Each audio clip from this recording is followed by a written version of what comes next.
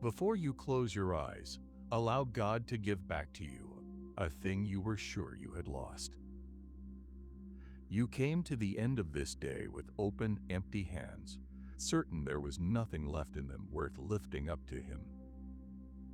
The day asked too much of you and gave too little back, and somewhere in the long hours of it the habit of being thankful went quiet, the way a fire goes quiet when no one has fed it. You did not decide to stop being grateful. You simply ran out the way anyone runs out, and you lay down tonight with the well looking dry. Stay in this quiet a while. You will find that Thanksgiving was never something you had to manufacture out of a good mood or a good day. It is not a feeling you must work up before you are allowed to rest. It is a kind of remembering, and God is the one who helps you remember.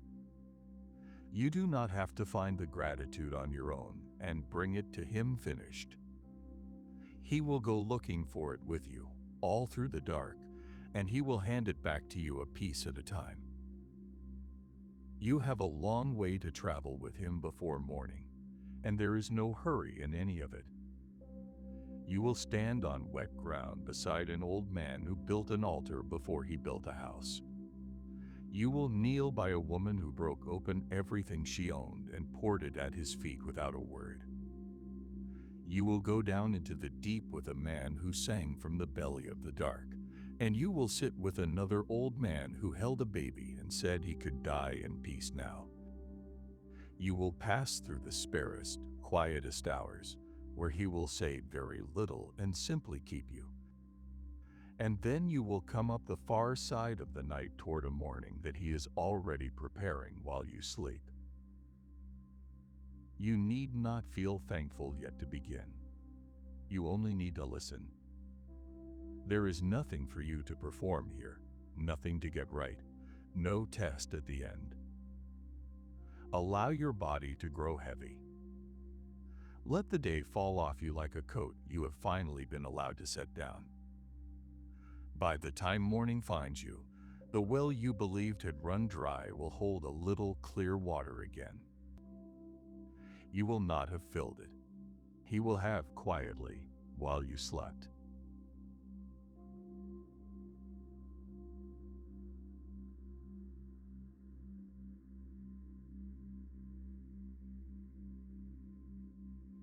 Psalm 100, verses 3 to 5. Know that the Lord is God. It is He who made us, and we are His. We are His people, and the sheep of His pasture. Enter His gates with thanksgiving and His courts with praise. Give thanks to Him and bless His name. For the Lord is good, and His loving devotion endures forever. His faithfulness continues to all generations.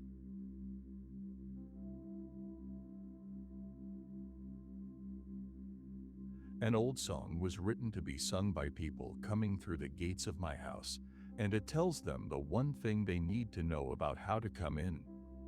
Enter His gates with thanksgiving, and His courts with praise. The doorway in is thanksgiving, not a tidy heart, not the right words, not a life put back in order first. Thanksgiving itself is simply the way the door swings open. You are coming through a door tonight, into these long hours with me, and you may feel you have nothing fit to carry in. No praise in you worth the name, only tiredness and a heart gone quiet. Hear what the song does not say. It does not say, bring an offering large enough to earn your way past the gate. It says thanksgiving is the gate. The smallest thanks you can manage is enough to walk through on. You do not need more than that to come in. And why should thanksgiving be the way in? The song gives the reason in a single line. For the Lord is good, His mercy is everlasting, and His truth lasts to all generations. You can come in giving thanks because of what is simply true about the one whose house it is. Your thanks tonight is not pretending, not working up a feeling you do not have. It is only agreeing with what is already so.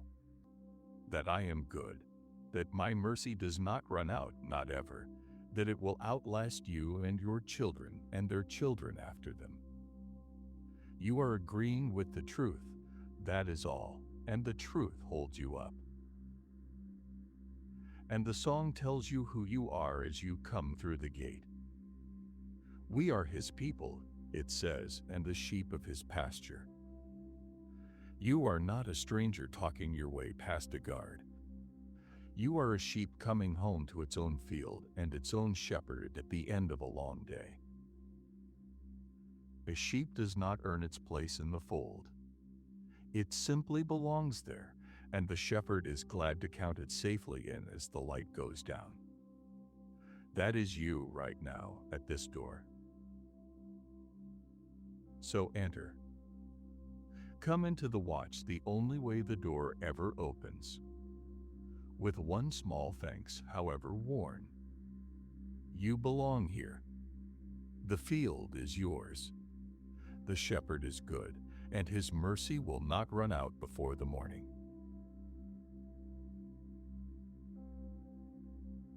Come in through the gate of thanksgiving. It is the only key, and you are already holding it. You are a sheep of my own pasture, counted and safe in the fold tonight. Rest, beloved, you are home.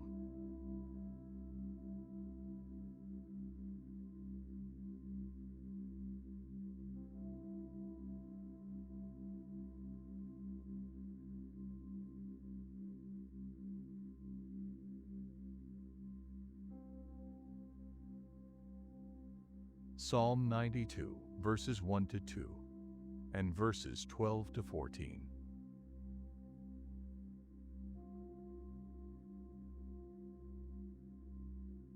It is a good thing to give thanks unto the Lord, to shew forth the loving kindness in the morning, and thy faithfulness every night. The righteous shall flourish like the palm tree. He shall grow like a cedar in Lebanon. Those that be planted in the house of the Lord shall flourish in the courts of our God. They shall still bring forth fruit in old age. They shall be fat and flourishing.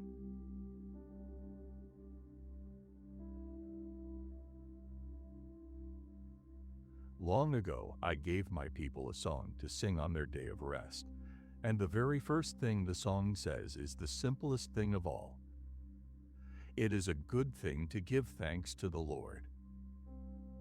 Not a hard thing. Not a duty you must brace yourself to perform. Not a debt you owe that hangs over you until you have paid it. A good thing, good for you. The plain good of warm bread, of deep sleep, of a hand laid on a tired shoulder. Somewhere along the way you began to carry thankfulness as one more task on a list you can never finish. Set it down. Let it be what I made it to be. It is a kindness I offer you, not a demand I make of you. Now hear how carefully the song divides the whole turning day. It speaks of telling out my loving kindness in the morning and my faithfulness every night. There are two thanksgivings in that one sentence, and they are not the same. The morning thanks is the easy kind, the kind you can give when the light is up and you can see plainly what I have done, when the answer has arrived and the trouble has passed and gratitude almost gives itself. But there is another thanks, just as true and far more costly, that belongs to the night. It is the thanks that cannot see and gives thanks anyway. It does not point to a visible kindness. It rests in an unseen faithfulness. It does not say, "Look what he did today." It says, "I trust that he has been faithful, even though the dark is all around me, and I cannot prove it yet." You are standing at the night end of the day now, This is not the hour for showing forth anything. You have nothing to display and no strength to display it with, and I am not asking you for the morning kind of thanks. I am asking only for the night kind. The quiet trust that I have been faithful through this day you can barely remember, and that I am keeping the morning for you whether you feel it coming or not. That is enough. That is the whole assignment of this hour. To lean your tired weight on a faithfulness you cannot yet see, rather than to summon a joy you do not feel. And the same old song speaks of a tree, and I want you to lie inside this picture for a while. It says the one who is planted near me will flourish like the palm and grow strong like the great cedars on the mountains of Lebanon, and that in old age such a tree still bears fruit, still stays green and full, when younger and showier things have long since dried up. But notice where all of that flourishing comes from. It comes from one word: planted. Those that are planted in my house flourish. A tree does not strive to grow. It does not lie awake at night straining toward the sky. It is set into good ground, and then it simply stays there and lets the growing happen to it. Slowly, mostly out of sight, mostly down at the root, mostly in seasons when anyone looking would swear that nothing at all was taking place. The truest work of a tree happens underground, in the dark, in the cold months, while the branches stand bare, and the world decides the winter has won. That is you right now. You feel bare. You feel as though every green thing has gone out of you, and nothing is growing, and the winter has the upper hand. But you are planted. You did not uproot yourself today, however the day went. You are still set in my ground, and the roots are drinking now, in this very dark, and the thanks you can barely whisper is the water going quietly down to them. You will not see the green yet. You are not meant to. You are meant only to stay planted, and let the night do its slow and hidden work, the work that will show as fruit in a season you cannot yet see, and the song promises fruit in old age, when you were certain your fruitful years were behind you. So receive this as the first and easiest truth of the whole watch, the one everything else will be built upon. Thanking me is good for you, the way rest is good for you. It costs you nothing you do not already have. It asks for no strength you spent today. It only turns your face gently back toward the one who has been good, and that small turning is itself the beginning of being watered. Be planted tonight and stop straining to grow. I am the good ground beneath you and the faithfulness around you in the dark. Let the roots drink while you sleep, and trust the slow and hidden work. Morning will begin to show what the night was quietly growing.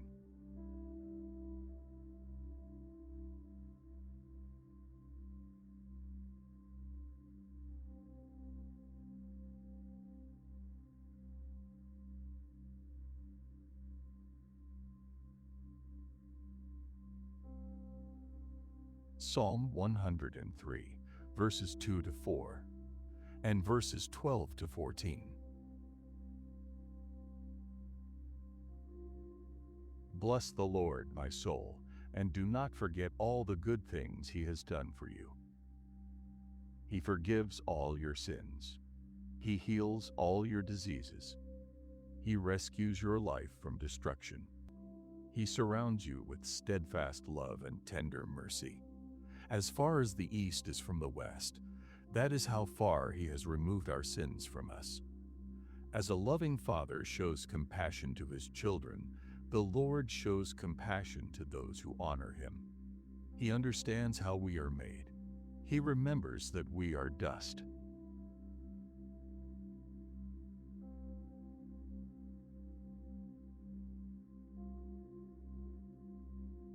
You taught your own soul to speak once. On steadier nights, you would say to yourself, "Bless the Lord," and you would mean it from somewhere deep. Tonight the words feel far away, and that is all right. Call your soul back to them gently now, the way you would wake a sleeping friend you did not want to startle. No shaking, no sharpness, only a quiet voice and a hand on the shoulder. Bless the Lord, O my soul. Say it slowly. You do not have to feel it for it to be true. I am not asking you to count over what went wrong today. The day has done enough counting against you already. I am asking you to remember the benefits you have simply stopped noticing. The steady, unremarkable mercies that have held your life up underneath the trouble, so familiar that you forgot they were gifts at all. Remember that I forgive your wrongs, all of them, the ones you confessed, and the ones you could not bear to say aloud. The song tells you how far I have carried them off. As far as the east is from the west. Think of that distance. East and west never meet. Travel west as long as you live, and you will never arrive at the east. That is how far I have already moved the thing you still flinch about in the dark. It is not nearby. It is not catching up to you. It is gone in a direction that has no end. Remember the quiet healings I have worked in your body without your asking and without your noticing. The fevers that broke while you slept, the wounds that closed over without your watching, the strength that came back into your limbs by morning. Remember that I have redeemed your very life from the pit, drawn you up out of dangers you never knew you were standing over, days that could have ended you that simply passed by because I was holding the hours. And remember that I crowned you, not with a crown your hand can find in the dark, but with mercy and tender love laid over you, the way a father lays his coat across a child who has fallen asleep on the long journey home, so that the child wakes warm and never knows who covered him. And here is the tenderest line in the whole song, the one I most want you to fall asleep holding. I know your frame. I remember that you are dust. I am not standing over your bed disappointed that the thanks you can offer tonight is thin and tired and full of gaps. I made you out of the dust of the ground with my own hands. I know exactly how little is left in a person at the end of a day, like the one you just had. I do not ask the dust to praise me like the angels who have never been weary. I ask only that the dust turn its face toward me. And when it does, in a whisper, I bend close to receive it, as though it were the song of the whole choir of heaven. The same song speaks again about the dust, and it is meant to comfort you, not to frighten you. It says that as for a person, the days are like grass. Here in the morning, gone by evening, blown away by a wind that does not notice. You felt some of that today, the smallness of yourself against the size of everything. But the song does not stop there. It says that while you fade like grass, the mercy of the Lord is from everlasting to everlasting upon those who fear him. You are the grass. I am the everlasting. So you do not have to be the strong one tonight. You do not have to outlast your troubles by sheer will. You can be the fading grass and rest, precisely because the mercy holding you does not fade at all. When you were younger in faith, you imagined renewal would arrive as one great event. A door flung suddenly open, a weight lifted all at once, everything changed by morning. Hear how I actually do it. I satisfy your mouth with good things, a little at a time, gift after small gift, and the years lift off you the way a tired eagle stops beating its wings and simply finds the wind and is carried upward without effort. Renewal comes to you through remembering whose you are. It is slower than you wanted, and it is surer than you feared. So bless me from the dust, in a whisper, with the half a heart you have left at the end of this day. The whisper of the dust is precious to me. I made the dust. I have not forgotten one grain of you.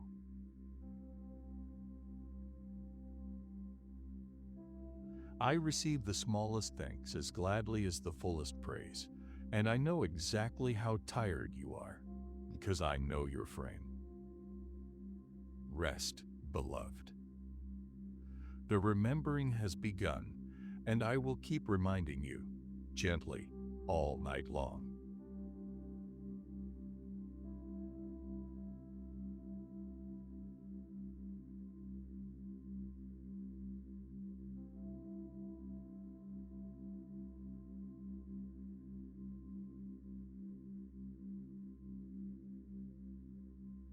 Psalm 116, verses 1 to 4, verse 7, and verses 12 to 13.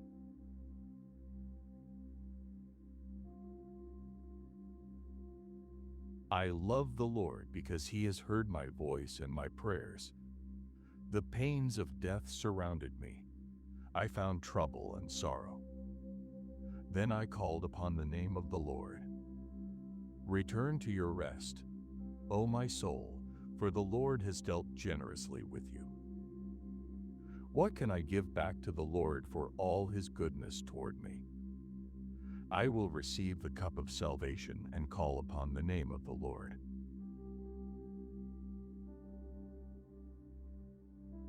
Someone once wrote a song that begins with the plainest reason in the world to love me. Not a grand theological reason. Just this: I love the Lord because he heard my voice. He listened to me. When I had no one else and nothing left, he bent down and heard the sound I made. That is where the man's gratitude started, with the simple memory that I had listened to him. And he had not been in an easy place when I listened. The cords of death had wrapped around him. Trouble and sorrow had found him out and pulled him low. From down in that low place he called on my name. Only that, just my name. The prayer of someone with no strength for anything longer. And I heard, and I helped him, and I brought his life up out of the place that was closing over it. Then he turns and speaks to his own soul that I want you to say to yours tonight. He says, return to your rest, O my soul, for the Lord has dealt bountifully with you. Hear the shape of that. Rest is something you return to. It is a home your soul knows and has simply wandered away from in the long traffic of the day. You do not have to build rest from nothing or earn your way into it. You only have to come back to it, the way you come back to a house you already own. And the reason you are allowed to come back is that I have been good to you, more good than you remembered. And out of all that comes the question at the center of his song, and it is the same word you heard a little while ago when another man told his soul to forget not all my benefits. This man asks it straight out. What shall I render to the Lord for all his benefits toward me? What can a person possibly give back to the one who heard them, helped them, and lifted their life out of the grave? Now hear the answer, because it is not the answer you would expect, and it will lift a weight off you. He does not say, I will repay him. He knew he could never repay me, and repayment was never what I wanted. He says instead, I will take the cup of salvation and call upon the name of the Lord. The way he chooses to thank me for being rescued is to lift up the cup and receive more, to hold out his hands for more of my grace, and to call on my name again. That is the whole secret of thanksgiving. You do not thank me by paying me back. You thank me by receiving more, by lifting the cup I have filled and drinking from it, and trusting me to fill it again. You came to this night believing gratitude was a debt you were far too tired to pay. Set that idea down entirely. It is not a bill. It never was. Return to your rest. O my soul, I have dealt bountifully with you, and the cup in your hand is no charge against you. It is a gift held out for you. Take it, receive, and do not try to repay. Return to your rest, O my soul. You owe me no payment tonight, only an open hand. I have dealt bountifully with you, and there is more still in the cup. Rest, beloved, and simply receive.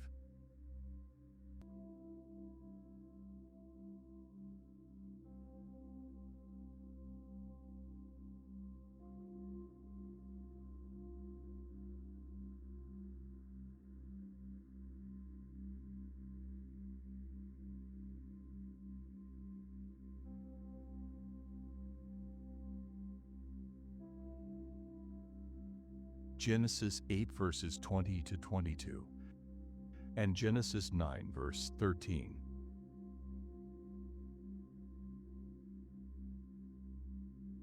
Noah built an altar to the Lord and offered burnt offerings upon it.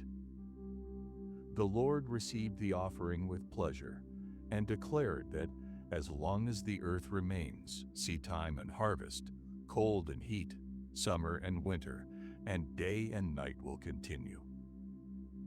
Then God placed his rainbow in the cloud as the sign of his covenant.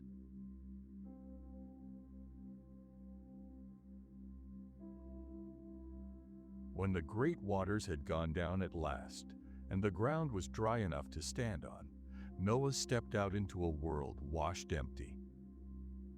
But think of how long he had waited before that morning ever came. The rain itself had stopped months earlier. The worst was behind him while he was still shut inside the dark of the ark, listening to the timbers crake, with no way to know whether the world outside was ready to receive him again. He sent out a raven, and it only circled.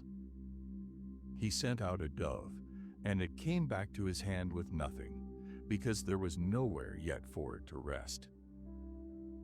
He waited and sent the dove again, and this time it returned in the evening with one olive leaf in its beak, and he knew the water was leaving the earth. He waited still longer and sent it a third time, and it did not come back at all, and only then did he open the window and look out on a quiet, drowned, slowly drying world. You know that kind of waiting.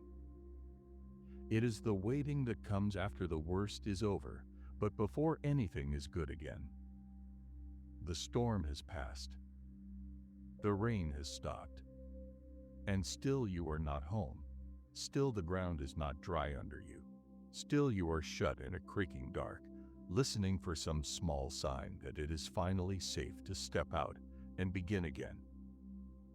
That waiting can be lonelier than the storm itself, because in the storm, at least you knew what you were fighting. And when at last his feet touched solid ground, hear what the very first thing was that Noah did. He did not raise a shelter for himself, though he surely needed one.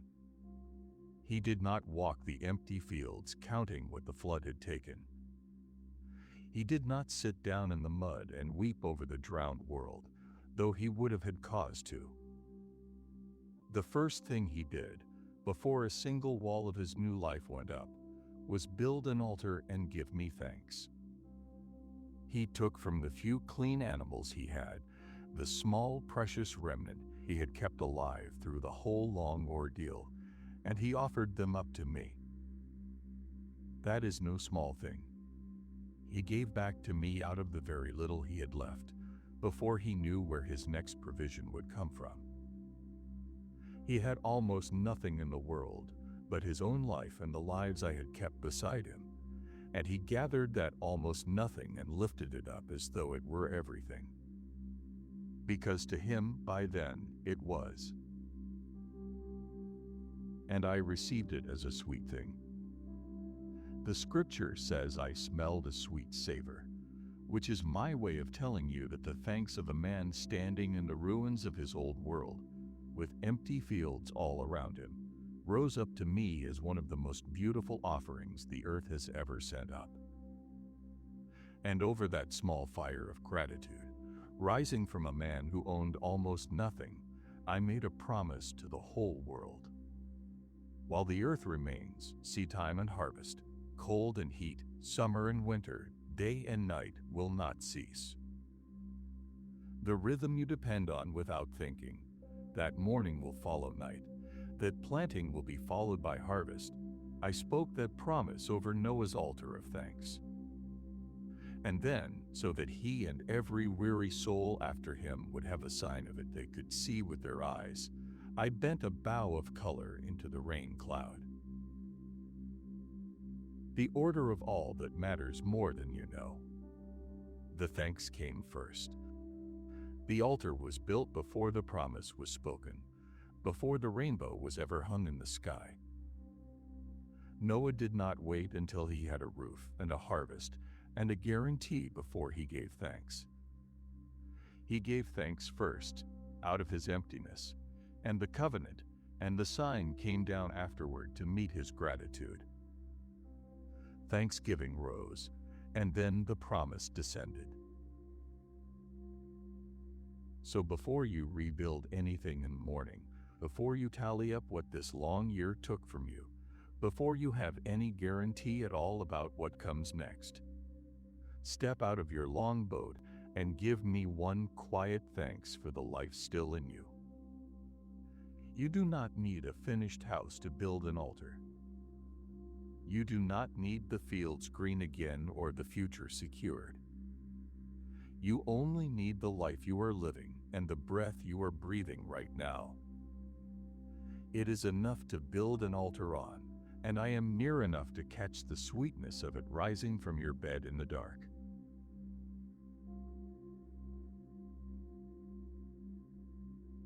Rest now on dry ground, kept through the flood.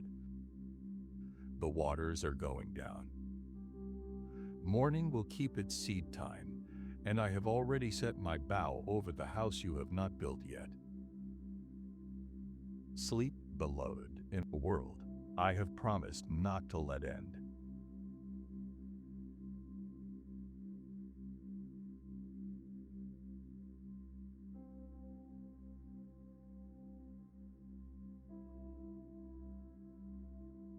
Daniel 6, verses 10 and 22.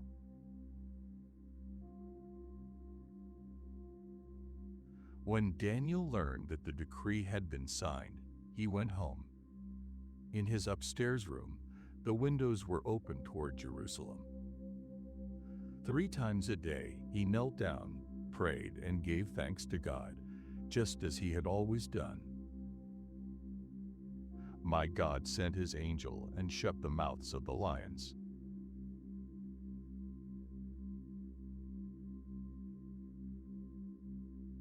Three times a day, with his windows thrown open in plain sight of anyone who passed beneath them, an old man named Daniel knelt and gave me thanks. By the time of this story, he was old indeed, old and trusted and set over a whole kingdom, and therefore envied by smaller men who wanted his place. They watched him closely, hunting for some fault, some corruption, some failure they could use against him. And they could find none. He was faithful in everything. So in the end, they decided that the only way to bring him down was to make his faithfulness itself the crime. They went to the king and flattered him into signing a decree that for 30 days no one in all the land could pray to any god or man except the king himself, and the punishment for breaking it was to be thrown into a den of lions. It was a trap built precisely around the one thing they knew Daniel would never stop doing. And here is what Daniel did when he learned that the writing was signed and the trap was set. He went home. He went up to his room, where the windows stood open toward Jerusalem as they always had, and he knelt down, and he prayed, and he gave me thanks, just as he had done before.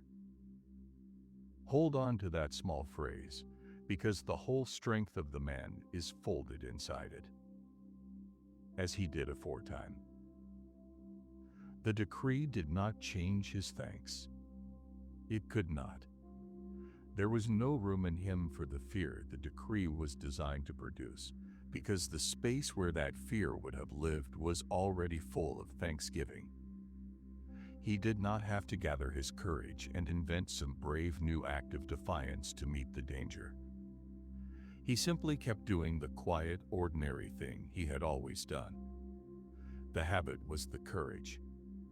The faithfulness of 10,000 unremarkable days was what held him steady on the one day that could have cost him his life. This is what I am building in you, slowly, across these long nights. I am not building a thanks that flares up brightly when life turns frightening and goes cold again the moment the danger passes. That kind of thanks is at the mercy of your circumstances. It rises and falls with the news of the day. I am building something steadier than that. A thanks that becomes the very shape of your hours, the thing you do at morning and midday and night without having to decide each time, so that when a hard day comes and signs its decree against you, it finds you already kneeling, already giving thanks, with no empty room for it to move into. And notice the direction Daniel's open windows faced. Toward Jerusalem. Toward home, toward the city of the promise. Even though Jerusalem at that time lay in ruins, even though he was an old man in exile, who would almost certainly never see it again with his own eyes. His thanks was not only a habit, it was a direction. 3 times a day he turned his face toward what I had promised and gave thanks as though the promise were already kept, as though the ruined city were already restored. He let his gratitude point at the future I had spoken, not at the rubble he could see. They threw him to the lions in the end, just as the trap intended. And I sent my angel and shut the lions' mouths, and the great cats lay down around him in the dark like nothing more than warm company through a long night. The king, meanwhile, could not eat or sleep. He spent the whole night fasting and pacing, and ran to the den at the first gray light of morning, and cried out in a broken voice, "Daniel, servant of the living God, is your God able to deliver you?" And out of the dark of the pit Daniel answered, calm and whole, "My God has sent his angel and shut the lions' mouths." The night that was meant to end him became simply another night he was kept. So keep your window open in the dark. Give me your small, ordinary thanks, the same as ever. Turn toward the promise and not toward the rubble. Let no decree the day has signed against you have the power to close it. The lions in your own dark are not as free as they look, and the morning is going to find you whole.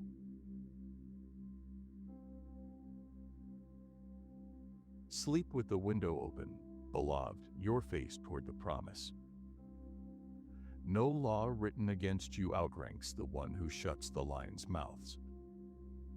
I keep you the same in the dark as in the day, and morning will find you whole and unharmed, because you trusted me.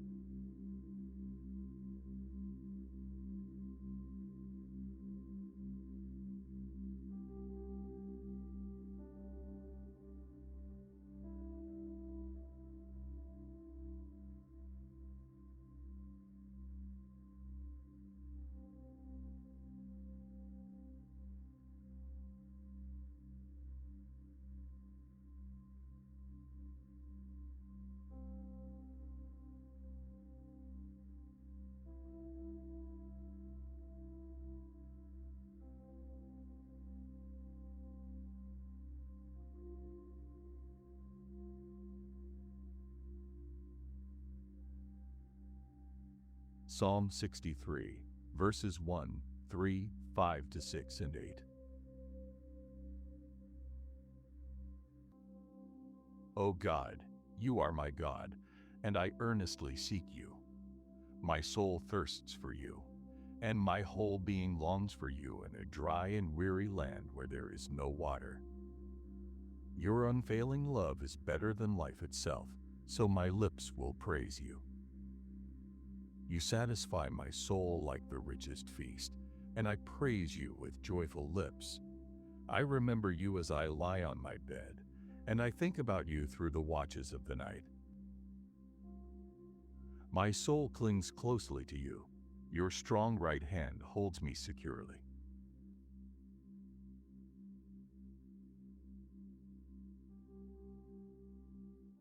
This is the hour when most hearts turn quietly to counting their losses. David knew this hour well, and he knew it in a far harder place than your room tonight. He wrote these words in the wilderness of Judah, a real desert, cracked and waterless under a hard sky, lying down at night a king with dust for a bed and no roof above him. And the one hunting him through those hills was his own son, who had turned the people against him and driven him out of his own city. He had lost the throne, the palace, the safety, the love of a child. He had reason to lie there in the dark and let the losses do their counting. And listen to what a man in that exact state said instead. He did not begin, I am empty and afraid and everything is gone. He began with thirst. My soul thirsts for you. My flesh longs for you in a dry and thirsty land where there is no water. He took the dryness all around him, the literal cracked ground and the empty water skins, and he turned it into a picture of how much he wanted me. The desert became the language of his longing rather than the proof of his despair. The very thing that was meant to break him, he handed to me as worship. And then he said what a hungry man in a waterless place has no business saying. He said, my soul shall be satisfied as with the richest food, with marrow and fatness, and my mouth shall praise you with joyful lips. A starving king spoke of being full as though he had just risen from a feast. How can a man with nothing to eat call himself satisfied as at a banquet? Because he had learned the secret that I am teaching you now. Remembering me feeds what your circumstances are starving. The desert had taken his bread and his crown and his safety, but it could not touch the one supply that actually held him up, and that supply was simply this. When I remember you upon my bed, and think on you in the watches of the night, my soul is fed. That is what he did with the long dark hours. The night did not have to be filled with the inventory of all he had lost. It could be filled with the memory of me instead, and he chose the memory. While the desert wind moved over him and the danger sat somewhere out in the hills, his mind in the night watches went not to the throne, not to his son, not to the fear, but to me, and a remembering satisfied him like the best part of the best meal he had ever eaten. And he gave the reason in one short line that I want you to carry down into your pillow. Your loving kindness is better than life, better than the life he had lost, better than the throne, better than the safety, better than the very breath in him. He had been stripped down to almost nothing, and in that nothing he discovered that my love for him outweighed everything that had been taken. A man cannot lose what cannot be taken, and my loving kindness toward you is the one possession no wilderness can reach. So make your last waking thought a small remembering of one good thing I have done for you. Only one. You do not need to assemble a list. You do not need to feel it deeply. You do not need to be in a green and easy place to do it. David did it in a desert, hunted, and it fed him like a feast. Let one remembered kindness feed you the same way now. And as you drift, know what he knew at the end of the psalm. That as his soul followed hard after me through that hard country, it was my right hand underneath that was holding him up the whole time. You think you are the one holding on. You are the one being held. In peace you will both lie down and sleep, for I alone make you dwell in safety. Be satisfied here, beloved, as at a feast in a dry land, and rest under the shadow of wings you cannot see. My right hand is the thing holding you up, and it does not grow tired.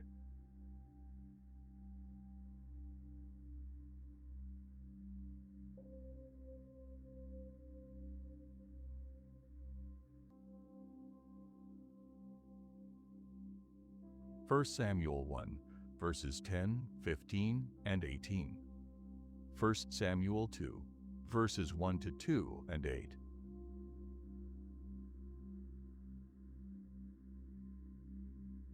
She was deeply distressed, and she prayed to the Lord, weeping bitterly. I have poured out my heart before the Lord. Then she went on her way, ate something, and her face was no longer sad. Hannah prayed, My heart rejoices in the Lord. There is no one holy like the Lord. He lifts the poor from the dust and raises the needy from the place of shame.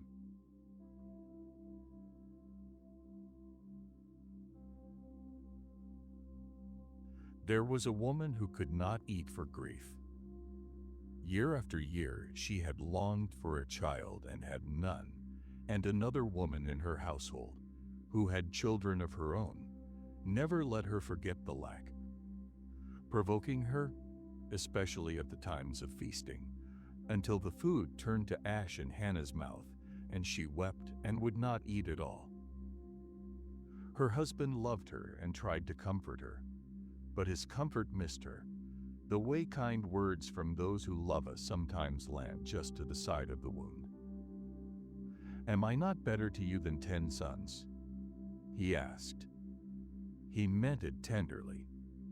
It did not reach the place that hurt.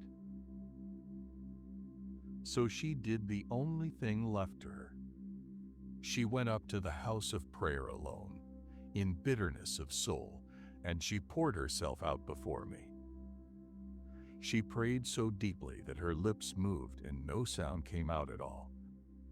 A prayer too heavy for the throat to carry. The old priest Eli watched her from his seat and thought she was drunk, and rebuked her for it. And she answered him with words I have never forgotten. No, my Lord, I am a woman of a sorrowful spirit. I have drunk nothing. I have poured out my soul before the Lord. Out of the abundance of my grief and my complaint I have been speaking. Hear that, because you may be carrying a prayer in the dark that your throat cannot get around.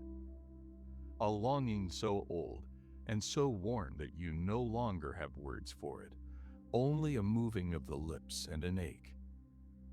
I heard Hannah's silent prayer. I always hear the prayer that cannot make a sound. The words are for you, not for me. I rid the soul beneath them. Now watch what happened next, because it is the first wonder of her story and the one most people miss. Eli blessed her and said, "Go in peace, and may the God of Israel grant your request." And the scripture says she went her way and ate, and her face was no longer sad. Her countenance changed right then at the temple after she had handed the longing to me, and the child was not yet conceived. Nothing in her circumstances had changed at all. She had no promise in her hand, no proof, no swelling yet beneath her robe. What changed was that she had poured the whole weight of it out before me and left it there, and in the leaving of it, she received a peace that came before the answer. The closed throat that could not swallow her food opened again, and she ate, simply because she had given the grief to the one who could carry it. And in time, I did give her the child she had asked for, a son, and she named him Samuel, because she had asked me for him.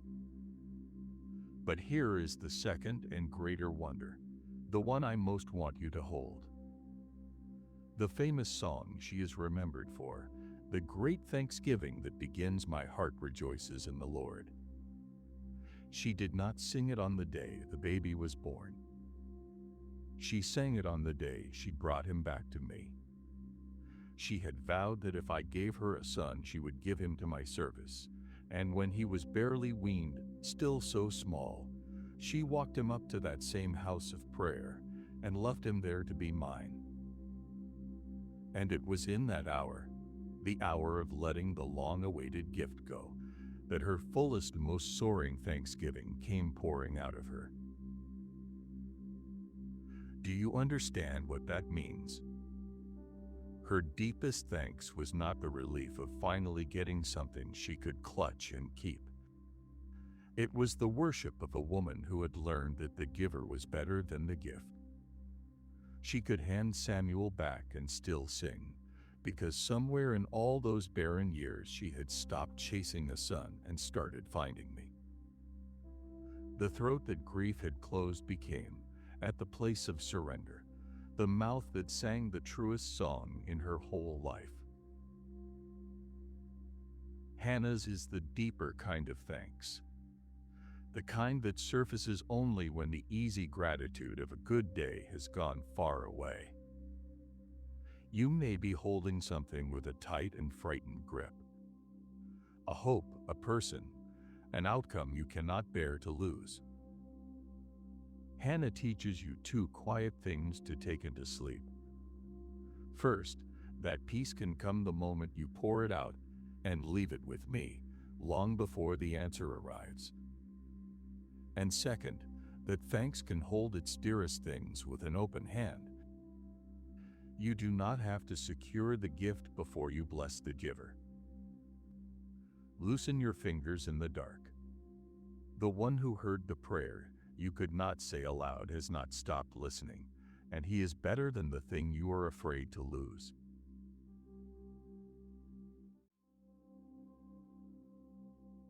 Whatever you are gripping tonight, lay it open on the bed beside you and leave it with me, the way Hannah did, and your face will be sad no longer. I heard the prayer you could not speak. Rest, beloved, with loosened hands, and a throat learning again how to sing.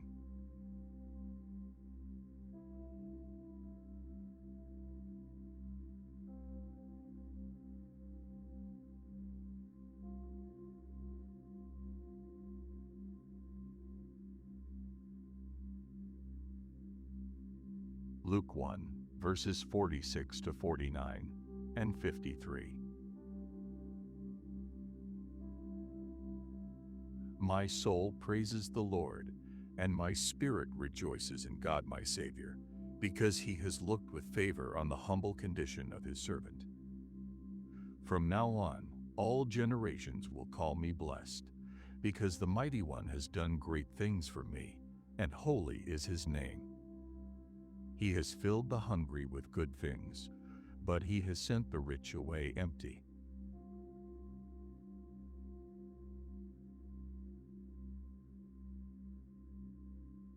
A young woman, poor and unknown, from a small town that no one expected anything good to come out of, was told she would carry the hope of the whole world.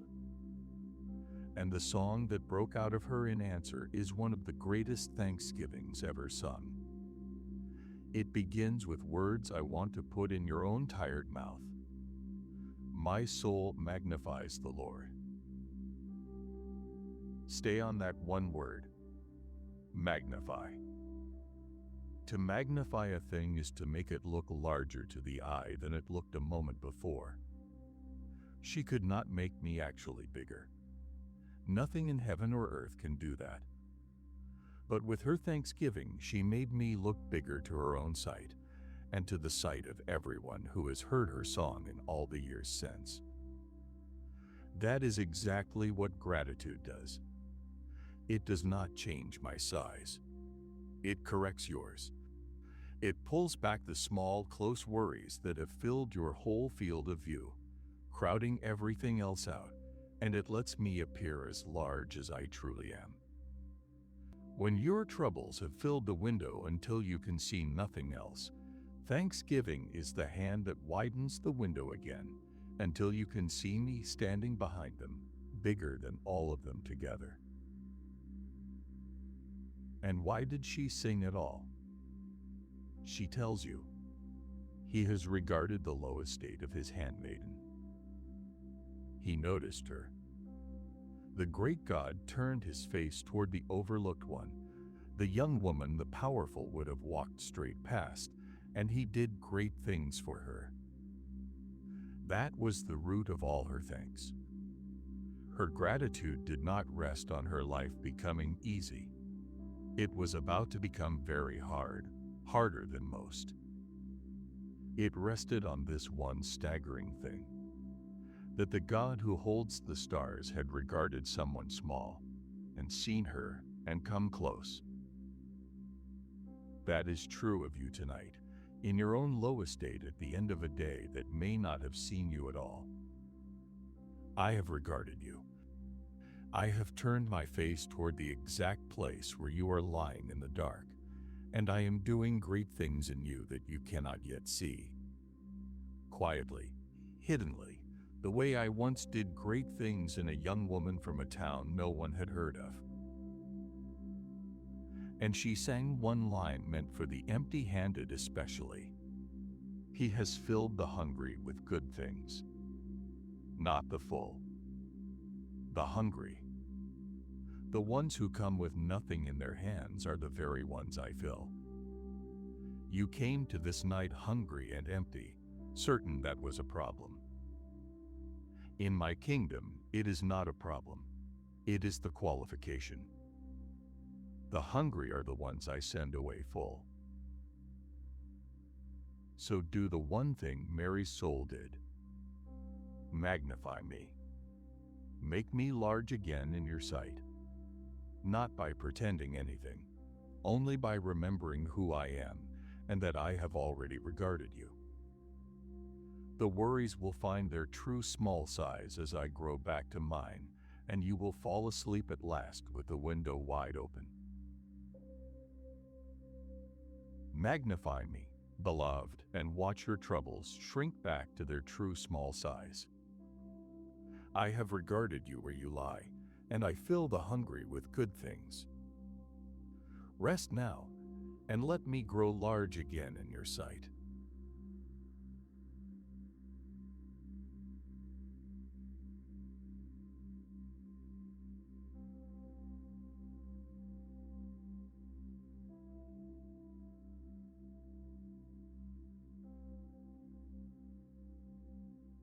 Luke 7, verses 37 to 38 and 47 to 50.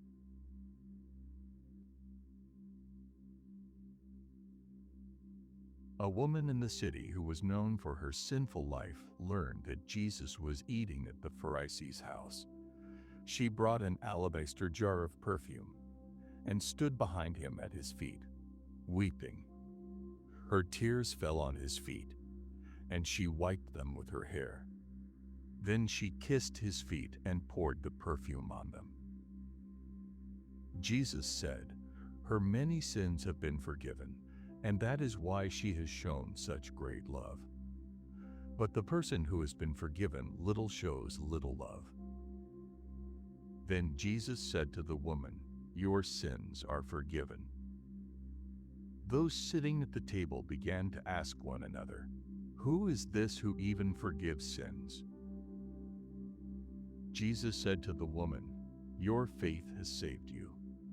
Go in peace."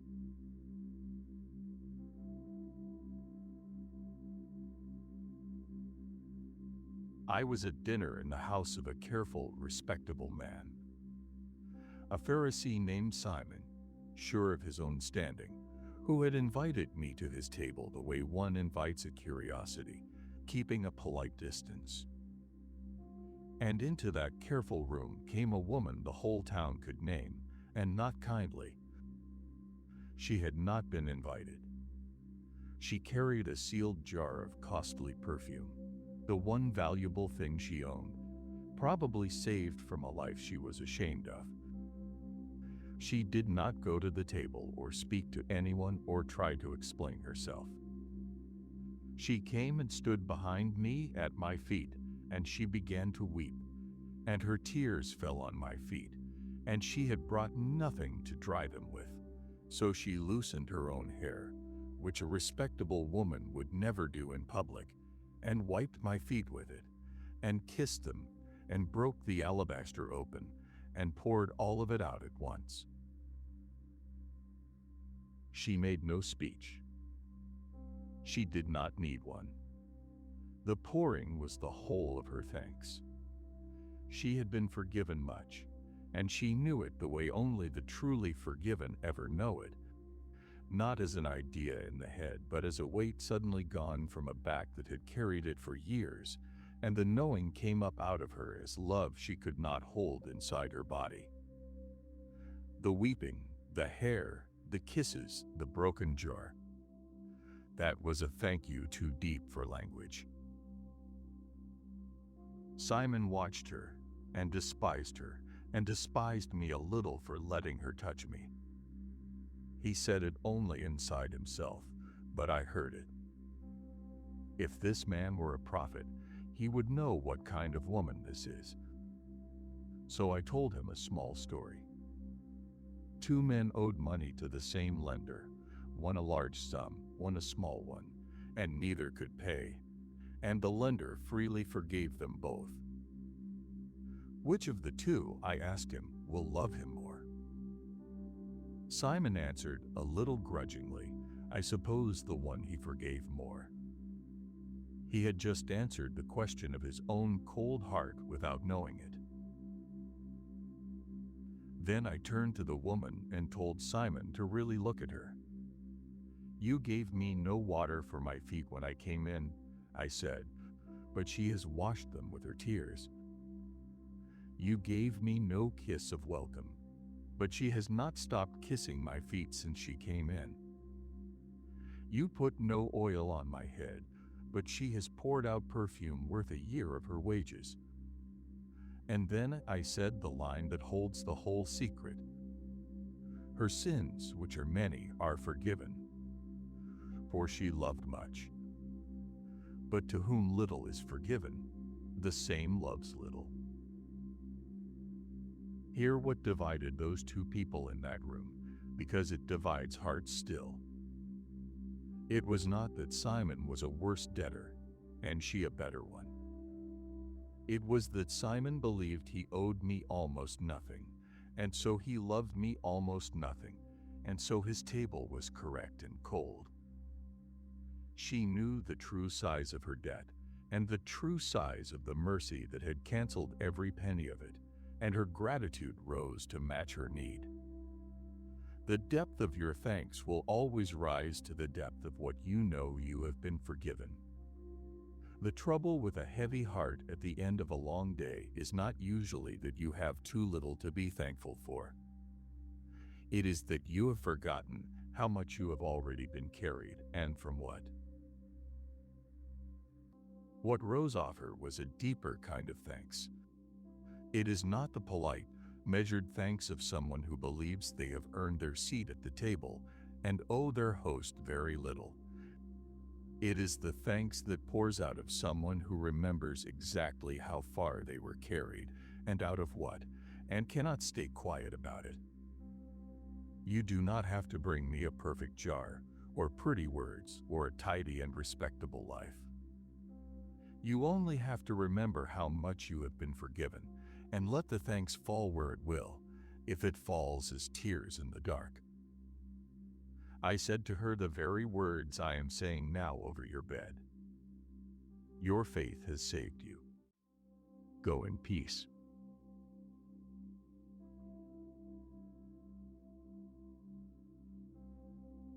Pour out the little you have.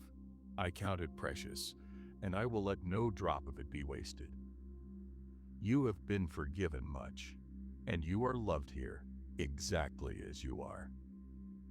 Go in peace into your sleep, beloved, with the jar emptied and your heart made light.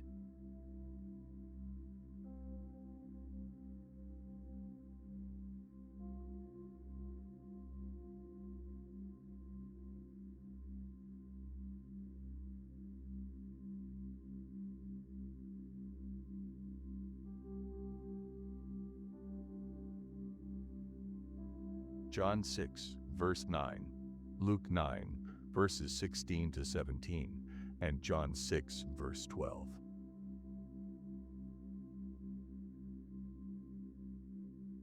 There is a boy here with 5 barley loaves and 2 small fish, but how can that feed so many people? Jesus took the 5 loaves and the 2 fish, looked up to heaven, gave thanks, broke them, and gave them to the people. Everyone ate and was satisfied. Then Jesus said, "Gather the pieces that are left over, so that nothing is wasted."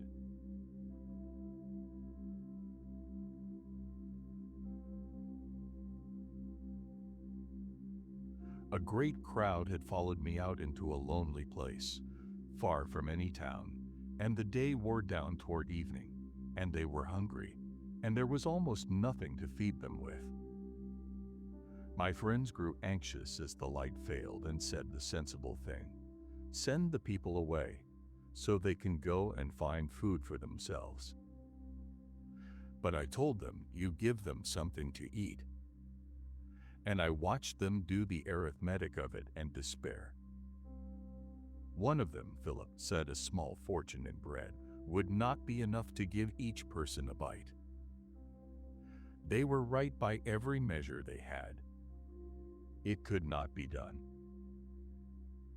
And then Andrew, almost embarrassed to mention it, brought forward a boy he had found in the crowd, a child willing to give up his own small lunch. 5 barley loaves and 2 little fish. Barley was the bread of the poor, the cheapest loaf there was, and it was a child's portion at that, the least and smallest supply on that whole hillside. And Andrew said the words that despair always says when it is staring at the size of the need. "But what are these among so many?" Hear that question, because it is the one you brought to bed with you tonight. What is this little bit of mine among so much that is needed? What is my small thanks against the size of all that is wrong? It is the right arithmetic and the wrong story. I had the thousands sit down on the green grass in companies, orderly, as if a feast were already coming, while there was still only a boy's lunch on the ground. And then I took that little, the not enough held in my own hands, and before a single person had been fed, before the bread had multiplied by so much as 1 loaf, I looked up to heaven and gave thanks for it. I blessed the 5 loaves while they were still only 5. I gave thanks over the scarcity itself, in front of everyone, while it was plainly, visibly not enough. And then I began to break the bread and hand it out, and the breaking did not run out. The little became much in the giving, and the much became more, and the baskets went back and forth across that hillside again and again, until thousands of people had eaten as much as they wanted, and sat back full in the grass. The miracle did not begin when the food was already plenty. It began with thanks lifted up over a child's lunch, while it was still far too little for the need in front of it. And when everyone was filled, I did one more thing, small and tender, that I want you to carry into sleep. I told my friends to go back across the grass and gather up all the broken pieces that were left over, so that nothing would be lost. 12 baskets of fragments. The God who can feed thousands from a boy's lunch still bends down to collect the scraps, because in my kingdom nothing offered in thanks is ever wasted. Not one fragment, not one crumb, not one small and tired thanksgiving lifted from a bed in the dark. You came to this night certain that what you hold is far too little to bring me. A few crumbs of a hard day. Almost nothing. So bring me the almost nothing. Do not wait until your hands are full to be grateful, because that is to wait forever, and I am not asking you to wait. Put your 5 small loaves into my hands, and let me give thanks over them with you, and then watch. Across the coming days, what little becomes once it has been blessed and broken and handed out. And know this as you fall asleep. Whatever you offer me in the dark tonight, I will gather up every fragment of it. Nothing you are thankful for will be lost.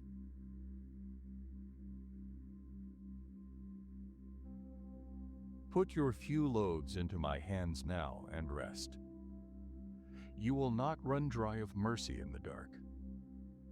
What is little with you is never little with me, and I will let none of it fall to the ground. Sleep, beloved, and let me do the multiplying.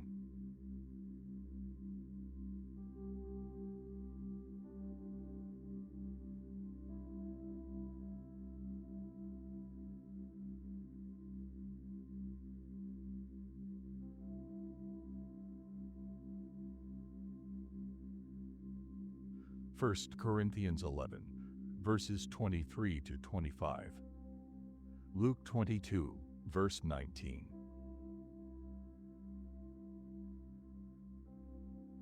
On the night the Lord Jesus was betrayed, he took bread. After giving thanks, he broke it and said, "Take and eat. This is my body, given for you." In the same way, he also took the cup.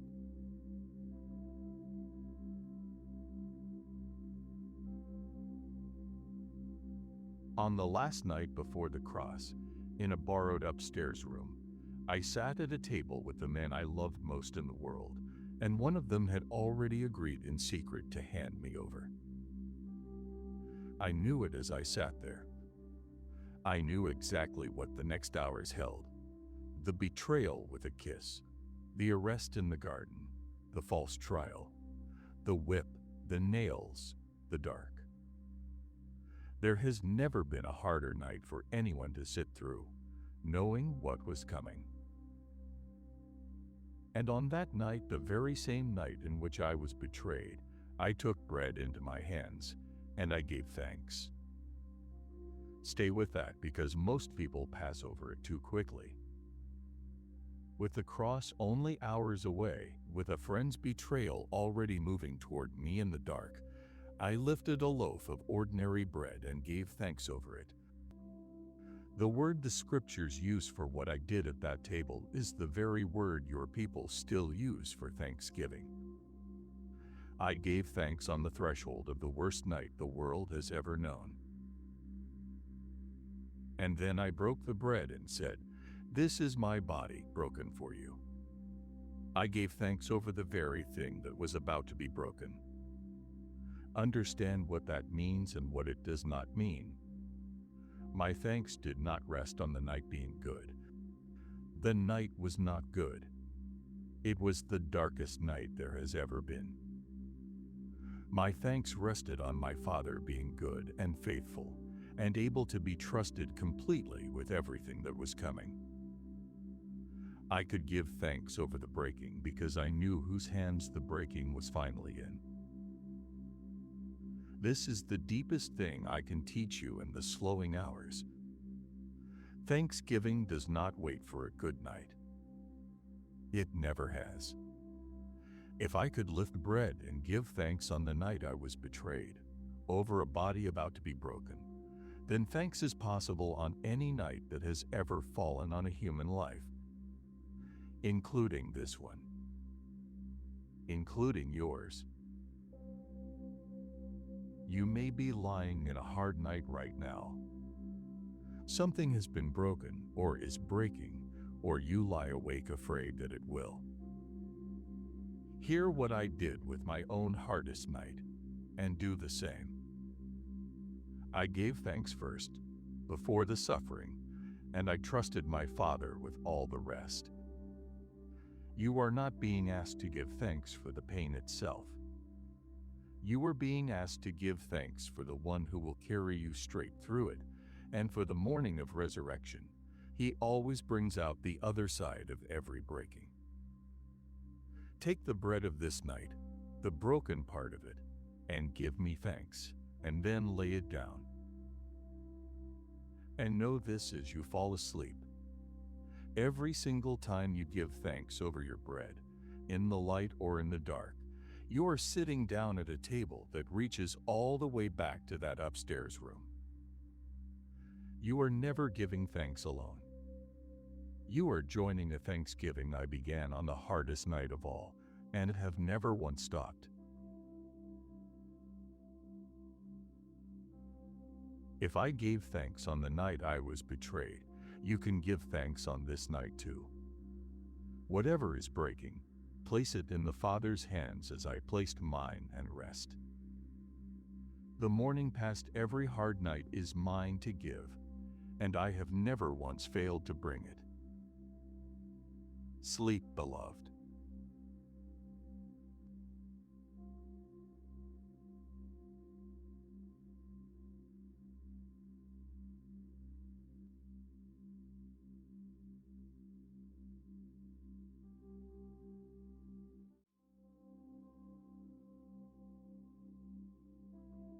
Job 1, verses 20 to 22.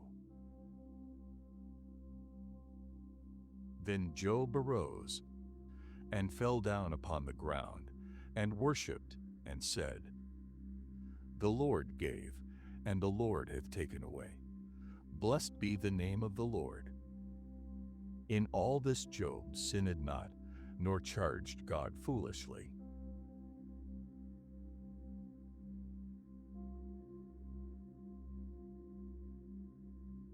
In a single terrible day, a man named Job lost very nearly everything a person can lose. I will not walk you through the details of that day here in the dark. You may already know your own version of a day like it. What I want you to see is only what he did once all the losses had landed on him at once.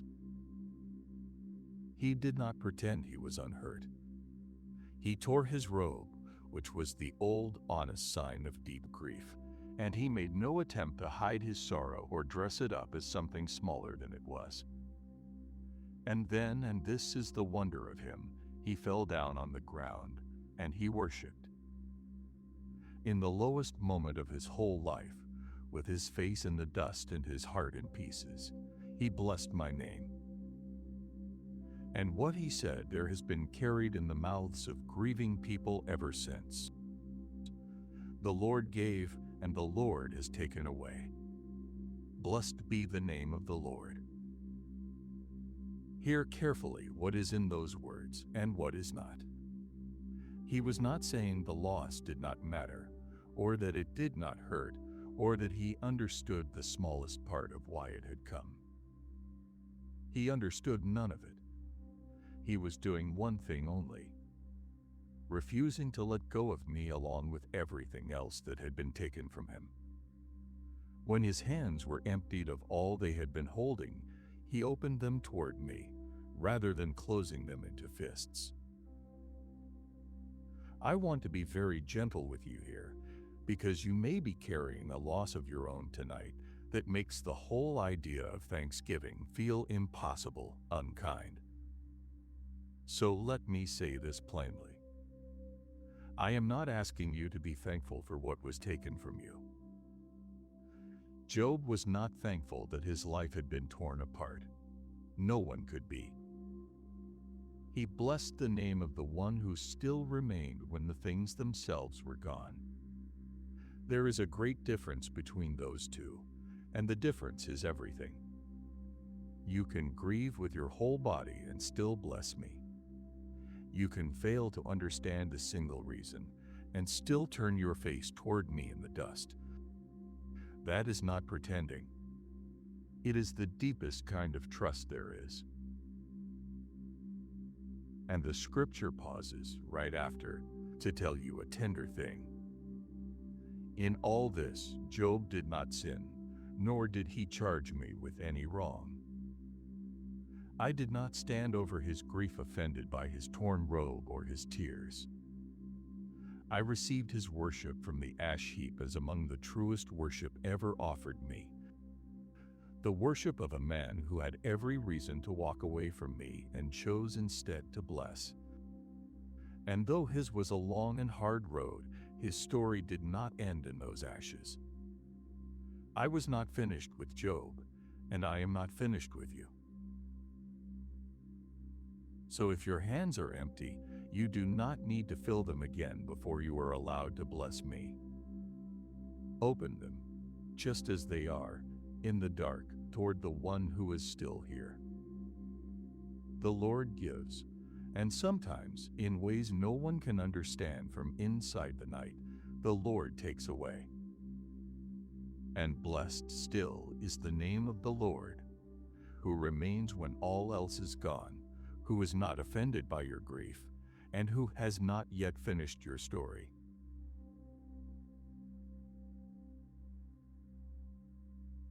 If your hands are empty, simply open them toward me. That is enough, and it is the truest worship there is. I remain when much else is gone. I am not offended by your tears, and I have not finished your story. Rest, beloved, in the one who stays.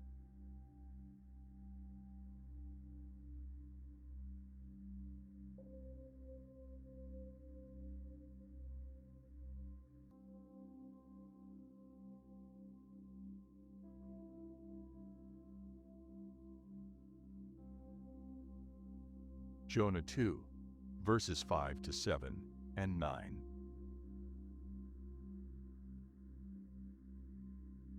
The waters compassed me about, even to the soul. The depth closed me round about. The weeds were wrapped about my head. I went down to the bottoms of the mountains. The earth with her bars was about me forever. Yet hast thou brought up my life from corruption. When my soul fainted within me, I remembered the Lord. But I will sacrifice unto thee with the voice of thanksgiving. Salvation is of the Lord.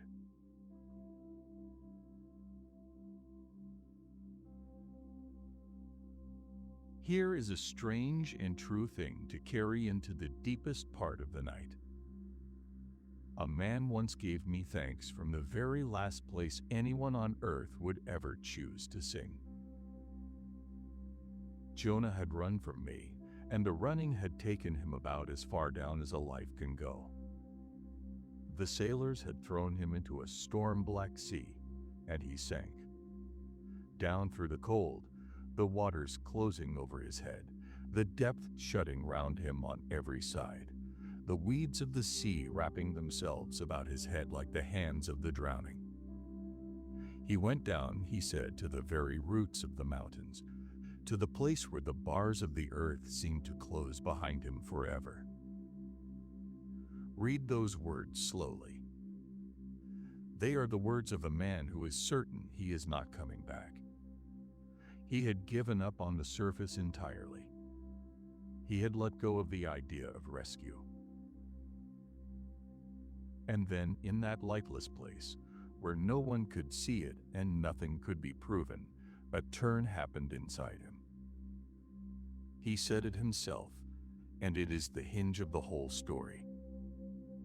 When my soul fainted within me, I remembered the Lord, and my prayer came up to you. The remembering came first, down in the fainting place, before any rescue, before any light, while he was still sinking. With the last of his fading strength, he turned his mind back to me, and the turning of the memory in the dark was where everything began to change. And out of that remembering rose the most unlikely sound the deep has ever heard. Not a bargain, not a list of excuses, a vow of thanksgiving. I will sacrifice to you with the voice of thanksgiving. Salvation belongs to the Lord. Hear the order of it, because it is the order I am teaching you. He gave thanks before the rescue, not afterward, safe on the warm sand with the sun on his face. There in the swallowing dark, before a single wave had begun to carry him upward, before there was one visible sign that I would lift him at all, he thanked me for a deliverance he could not yet see, on the strength of nothing but who he remembered me to be. And he said one more thing down there that I want you to take to heart in your own deep hour. He said, those who cling to worthless, lying comforts forsake their own mercy. The false things a person reaches for in the dark, the worry turned over and over, the old fear rehearsed again, the small numbing comforts that promise to help and never do. Those are lying vanities, and to grip them is to let go of the actual mercy that is reaching for you. Do not spend this hour clinging to the things that cannot hold you. Reach instead for me the way Jonah did, with whatever faint strength remains.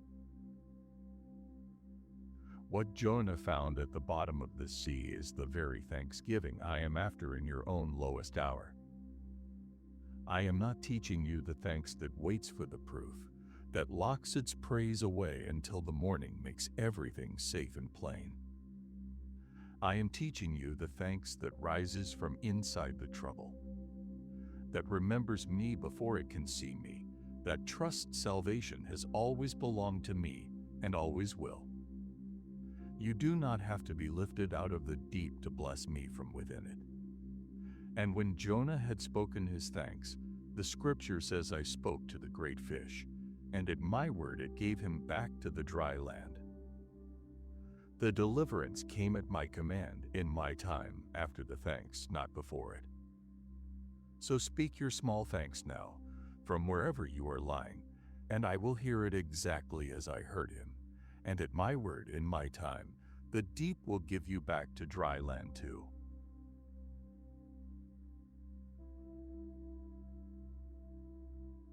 Let the deep become a place of thanksgiving, and not only of fear. I am beneath the lowest place you can sink to, and the same word that commanded the sea is already moving you toward the shore.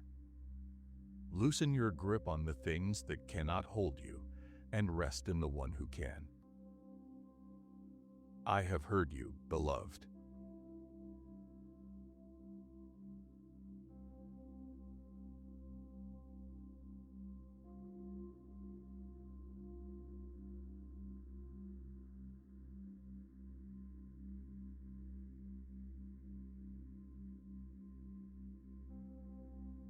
Luke 17, verses 12 to 19. And as he entered into a certain village, there met him 10 men that were lepers, which stood afar off. And they lifted up their voices and said, Jesus, Master, have mercy on us. And one of them, when he saw that he was healed, turned back, and with a loud voice glorified God, and fell down on his face at his feet, giving him thanks. And he was a Samaritan. Were there not 10 cleansed? But where are the 9? Arise, go your way. Your faith has made you whole.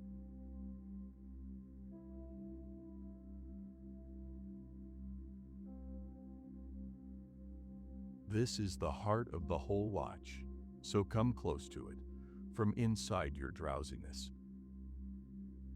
As I came to the edge of a certain village, 10 men met me, and they stood far off, because their sickness had taught them over years that nearness was no longer allowed to them. Leprosy did that. It did not only mark the skin, it pushed a person out of every warm place they had ever belonged. Out of the home, out of the house of worship, out of the reach of an embrace. They had spent years calling the word unclean over their own heads, so that others could keep their distance, watching ordinary life go on from the far side of a gap no one would cross. And from that gap, with the only voice they had left, all 10 lifted up the same cry, Jesus, Master, have mercy on us. It was the whole of their prayer. They did not tell me how to do it. They did not bargain. They simply named their need and asked for mercy from across the distance. And I gave them a strange answer. I did not cross the gap to touch them. I did not speak healing over them where they stood. I told them to go and show themselves to the priests, which was the thing a clean man did, the final step in being declared well and let back into the world. I told 10 sick men to go and do the thing only healthy men were allowed to do while they were still covered head to foot in their disease. And here is the quiet wonder of it. They turned and they went. They started down the road toward the priests on nothing in their hands but my word. The faith was in the walking. They obeyed before there was a single thing to see. And as they went on the road in the middle of the obedience, not before it, it happened. The scripture says simply, as they went, they were cleansed. The white scale faded from the skin. The numbness woke into feeling. The disease loosened its long grip and let them go one after another, all 10 of them walking and changing as they walked. Every one of them received the very thing they had cried out for. The mercy they asked for was given completely to all 10. 9 of them kept walking. And understand this because it matters. They were not wicked men for it. They were doing exactly what I had told them to do, hurrying on toward the priests, toward the families who could finally hold them again, toward the homes and the work and the ordinary mornings that had been closed to them for years. They were healed and they were glad, and their gladness ran on ahead of them down the road and never thought to turn its head. You can be truly grateful in your heart and still forget to turn around. That is the most ordinary thing in the world. That is the 9, and most of humanity, most days, are the 9. But one man stopped in the road. He felt the change still moving through his own body. The skin made new and smooth under his own fingers, the old deadness gone warm again, the quiet repair I had worked deep in him without his help and without his watching it happen, and the sheer wonder of it turned him clean around. He came back. all the way back, against the very direction of his own healing, past the others hurrying the other way. And he fell down on his face where my feet were, and he cried out his thanks and gave glory to God. And of all 10, the scripture is careful to tell you he was a Samaritan. The outsider, the half-breed, the one with the least claim on me of any of them, the very last one anyone in that crowd would have picked to be the grateful one. And I asked 3 questions over him, the same 3 I am asking gently now over your bed. Were there not 10 cleansed? Where are the 9? Is there none found who returned to give glory to God except this stranger? I did not ask them to shame the 9. I asked them because of what was about to happen to the one who came back. To the 9, healing had been given, and it was real, and it was theirs to keep for the rest of their lives. But to the one kneeling in the dust at my feet, I said more than I had said to any of the others. I said, "Arise, go your way. Your faith has made you whole."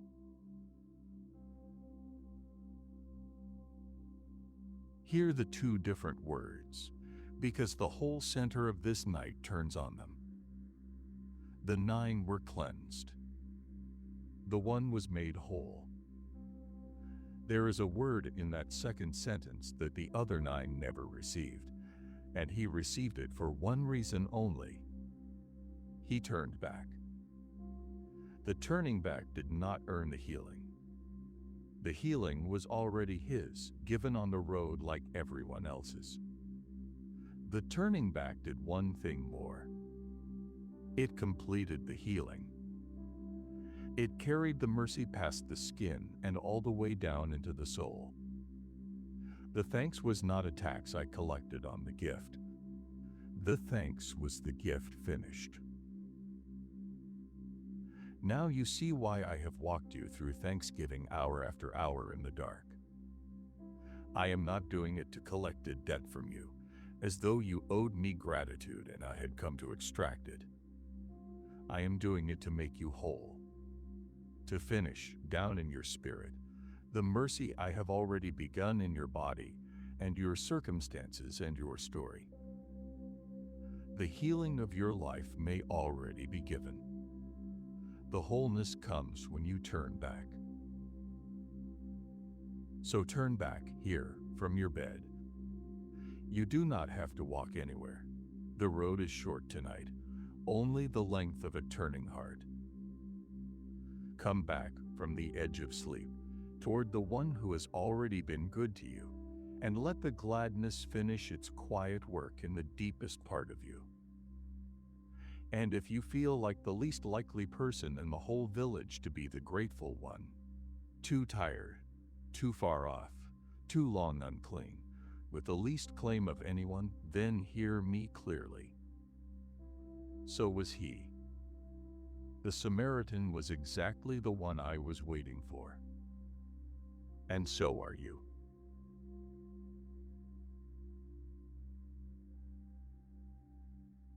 Rest now in the wholeness, and not only in the healing.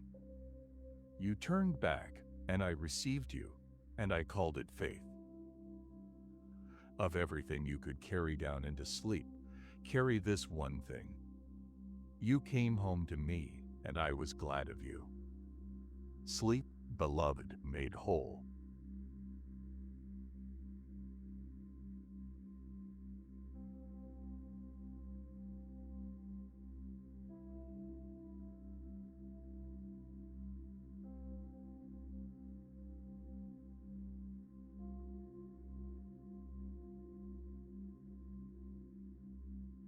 Luke 2, verses 26 to 31.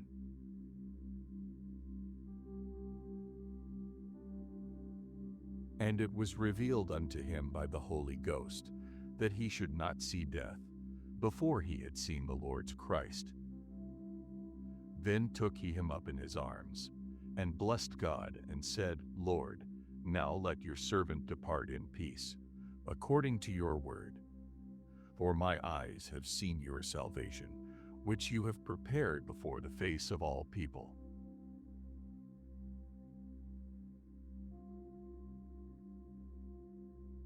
There was an old man named Simeon who had waited his whole long life for one thing.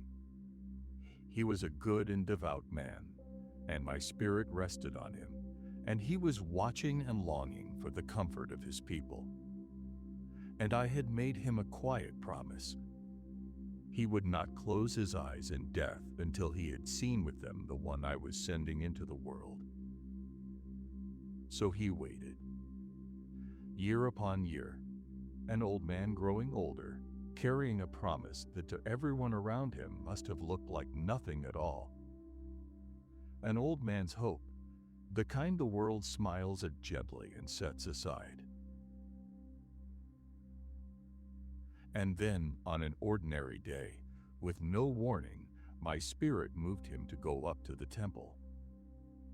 And while he was there, a poor young couple came in carrying a baby, to present him as the law required of every firstborn son.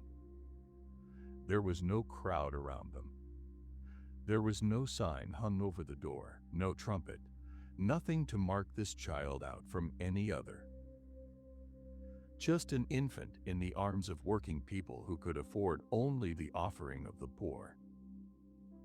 And the old man knew. Across that ordinary temple floor, his waiting heart recognized the one it had been waiting for all those years. He came near and asked to hold the child, and they let him, and he took up into his old arms the entire salvation of the world. Small enough to hold, light enough for a tired old man to lift. And what he said in that moment is among the most peaceful things ever spoken on the earth, and it is made for this very hour of your night. He blessed me and said, Lord, now you can let your servant depart in peace, according to your word, for my eyes have seen your salvation. Hear what is and is not in those words. He was not asking to be rescued from anything. He was not afraid.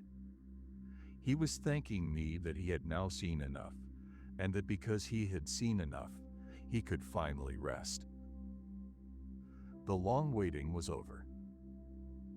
Everything in the world was still unfinished. What had changed was that he had laid his own eyes on the one who would finish it. He could let go. He could lay his life down in peace. And look closely at what he was actually holding when he said it. A baby. A salvation that had barely begun.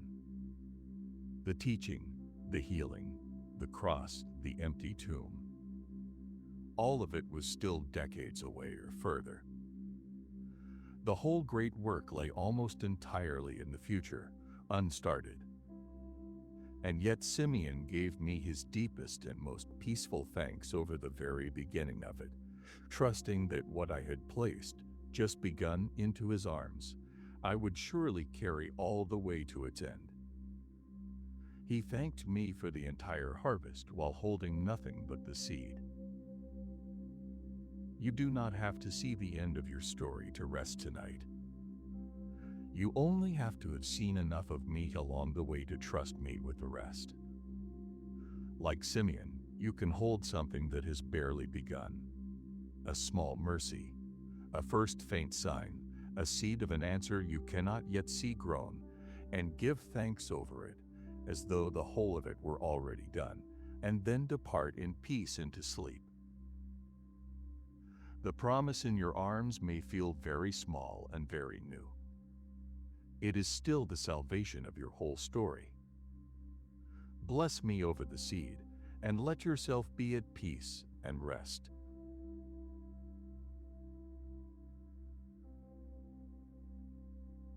Now let my servant depart in peace into the deep of the night. Your eyes have seen enough of me to sleep. What I have placed, just begun, into your arms, I will carry all the way to its morning. Rest beloved, with the promise held close, and let go into peace.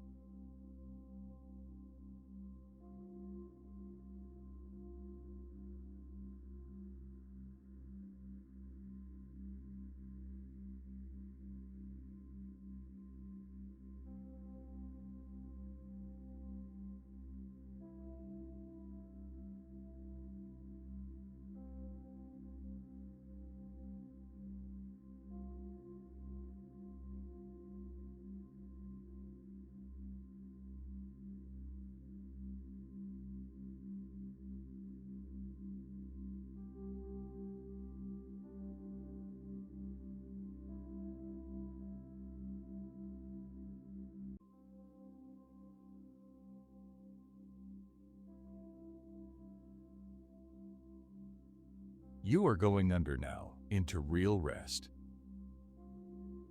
I will keep the watch you have laid down.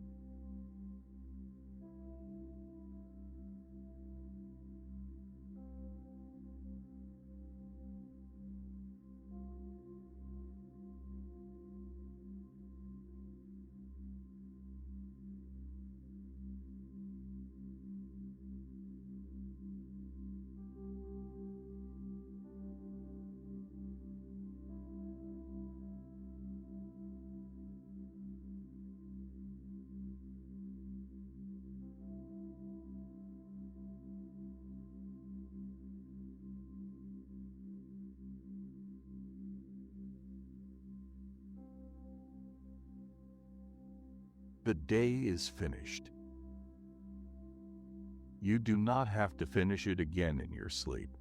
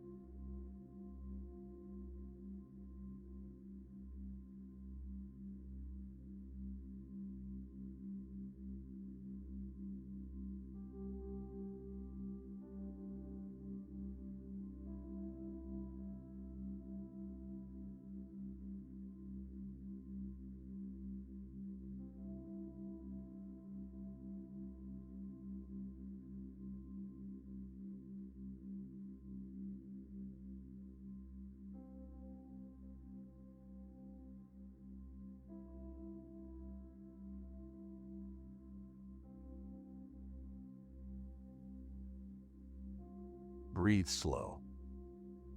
Each breath you take is one I am giving you, and I am glad to give it.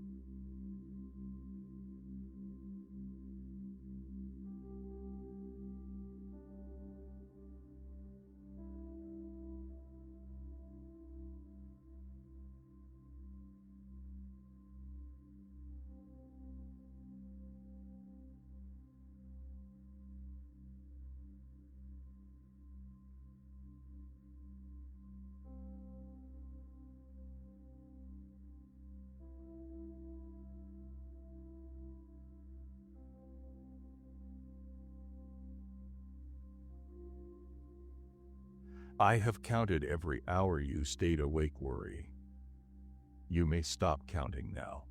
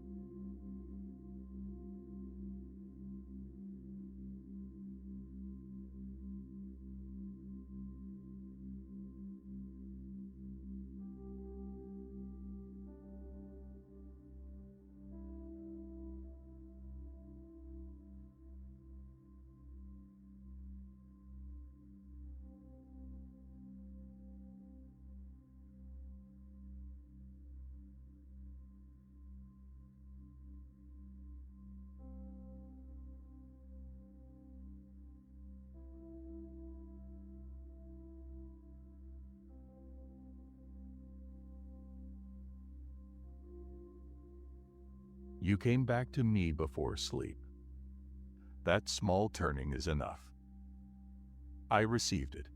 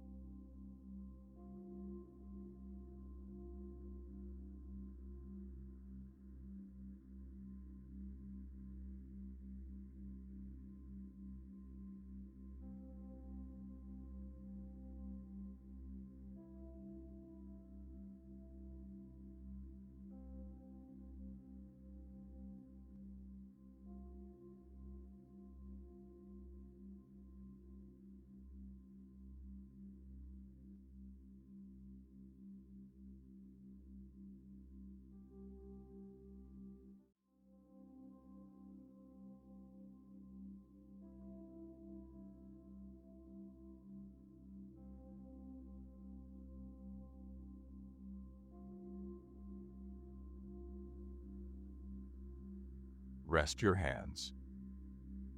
Nothing left in them must be held for me to stay faithful.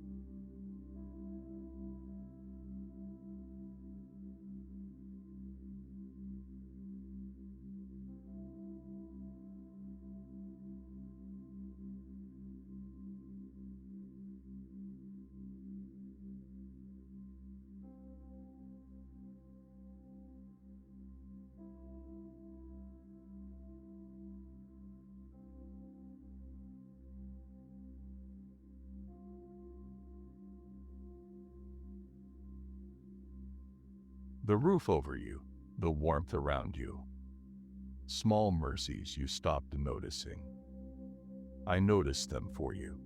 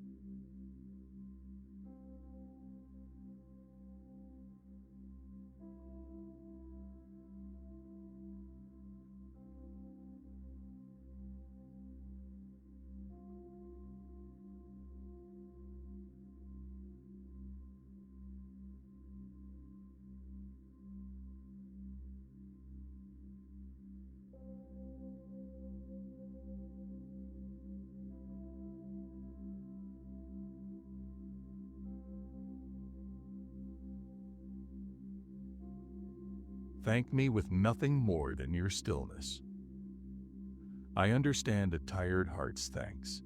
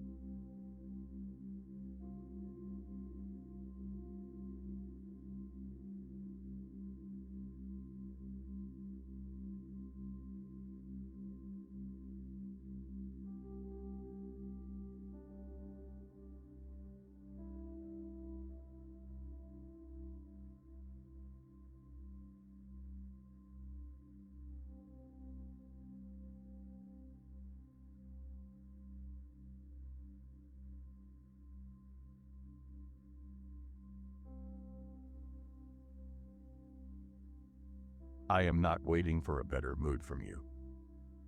I am only keeping you while you sleep.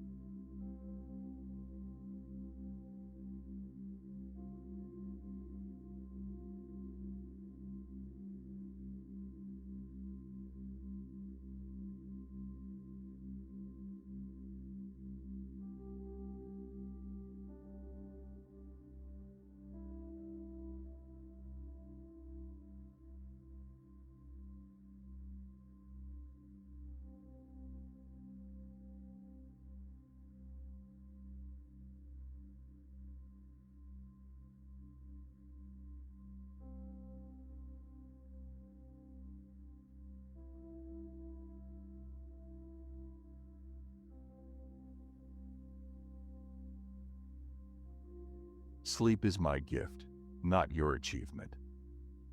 Receive it the way a child receives bread.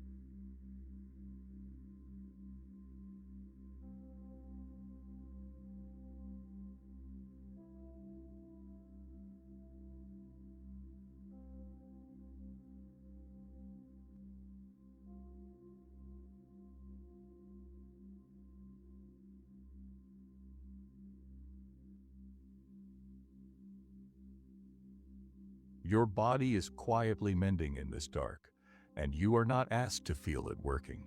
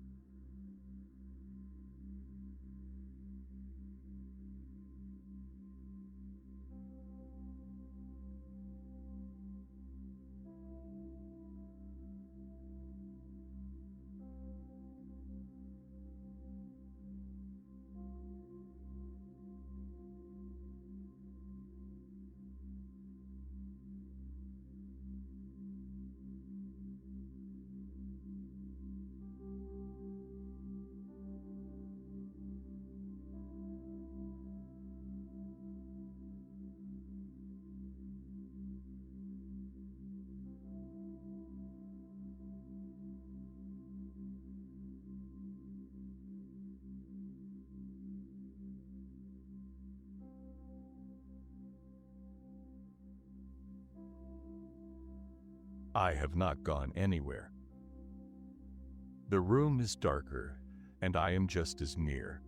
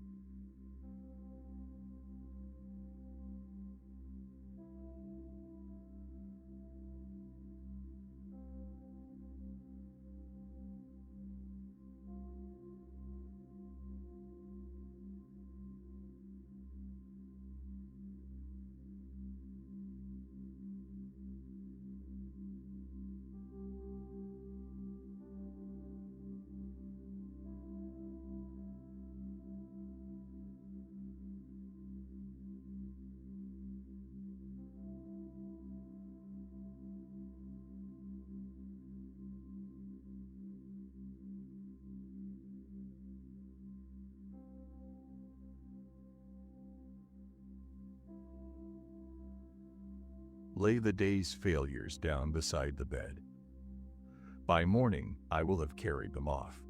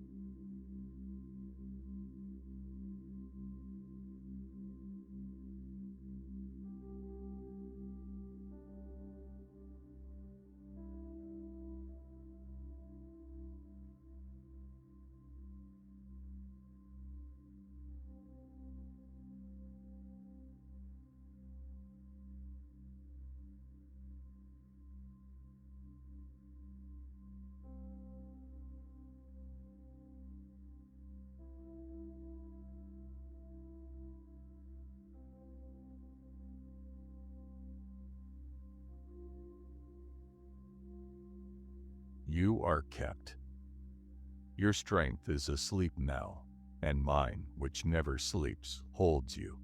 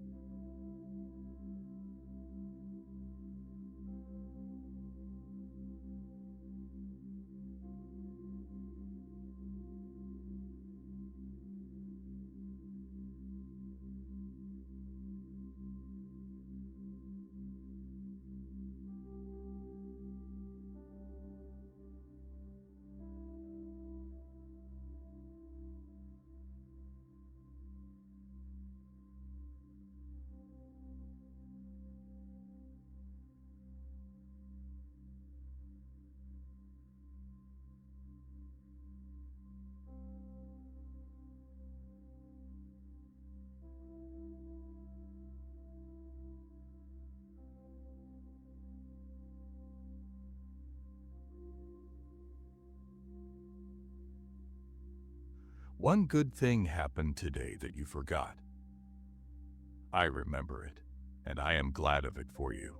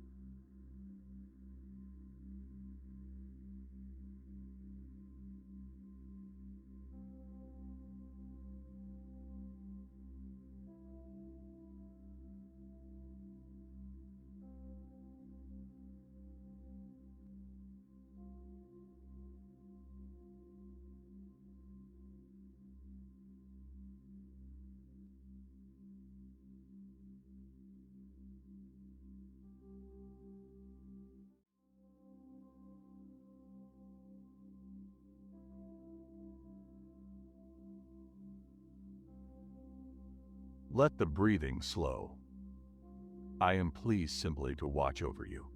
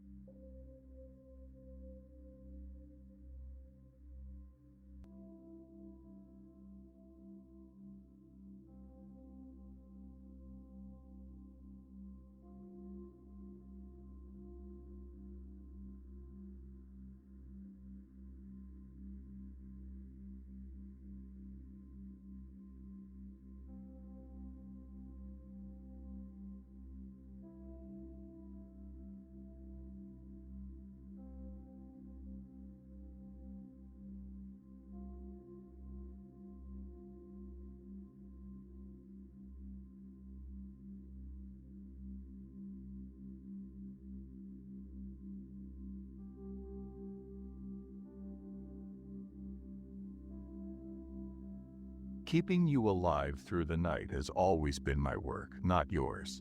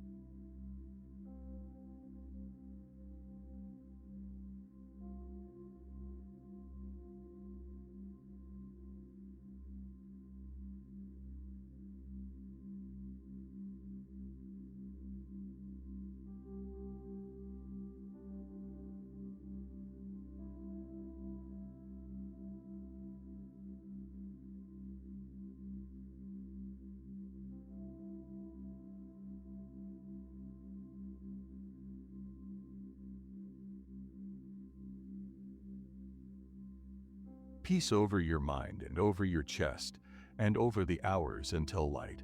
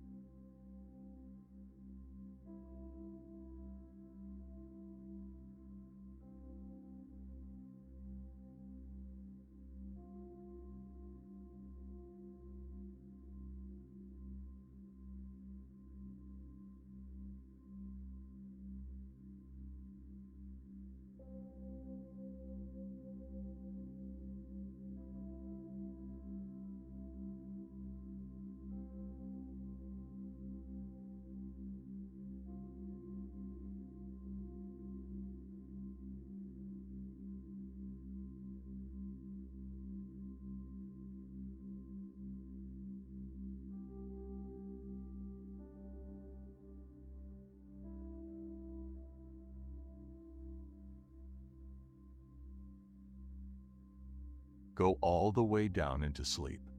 I will be here at the bottom of it.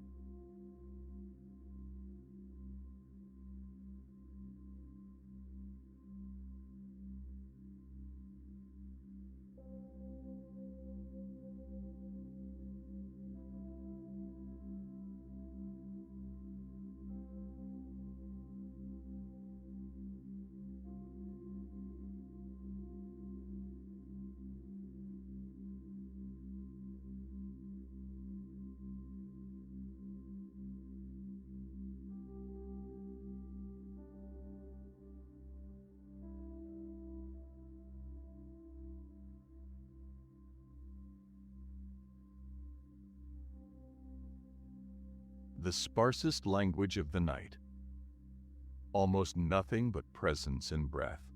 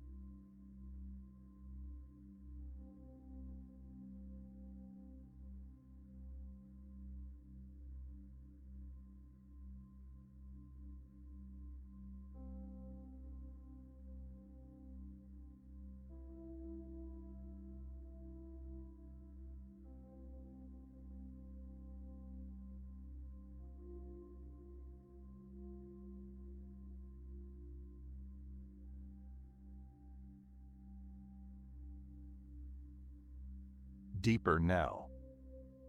I am still here.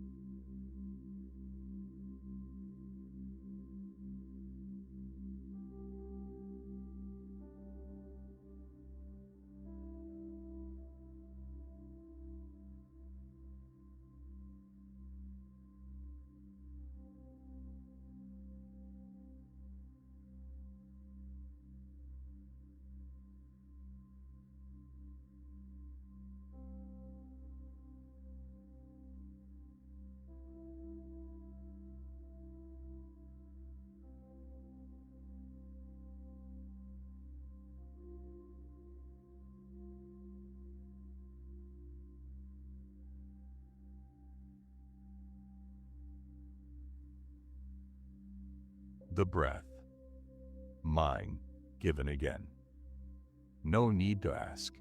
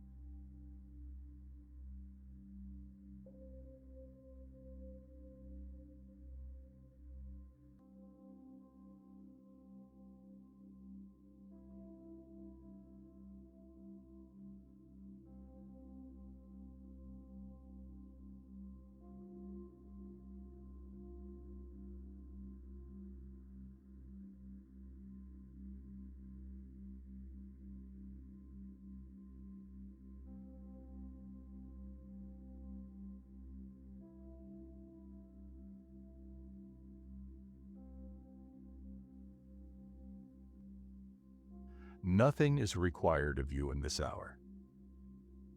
Only rest.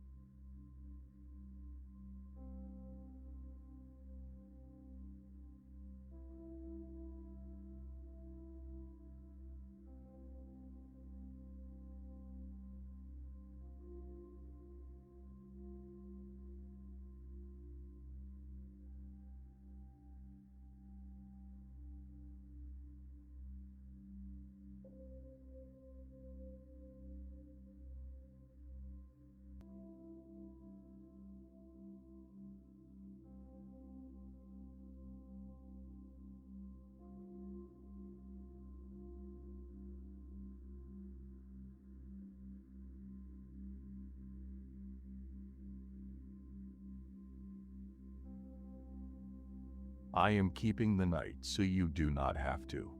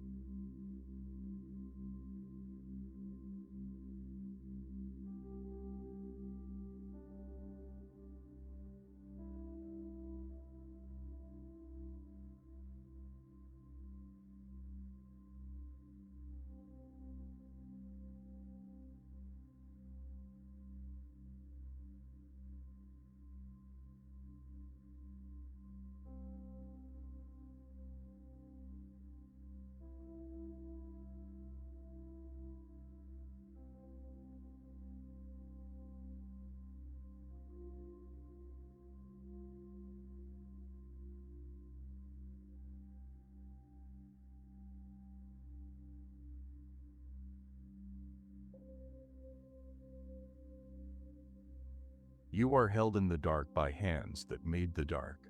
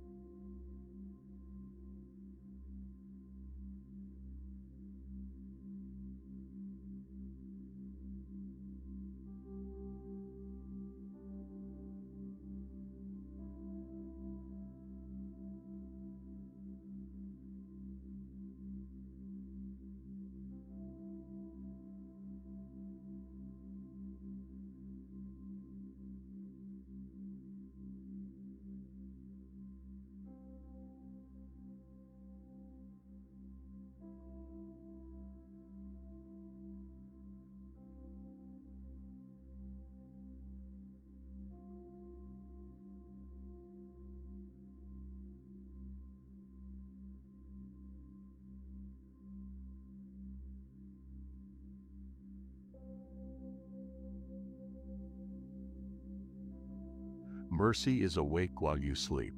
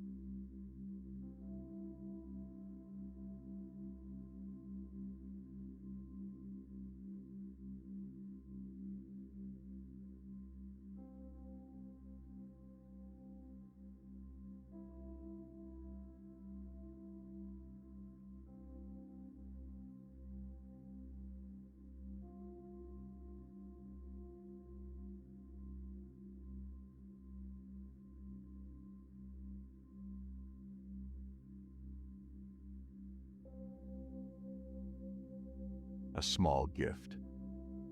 This quiet. Receive it.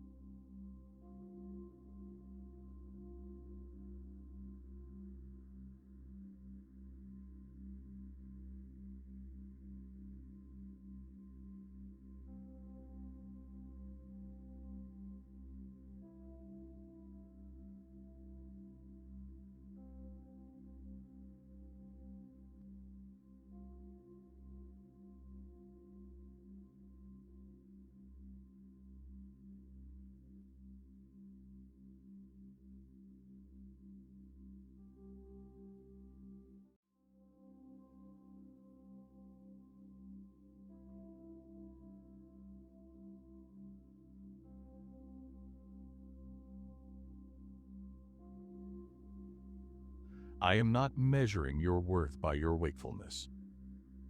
Sleep on.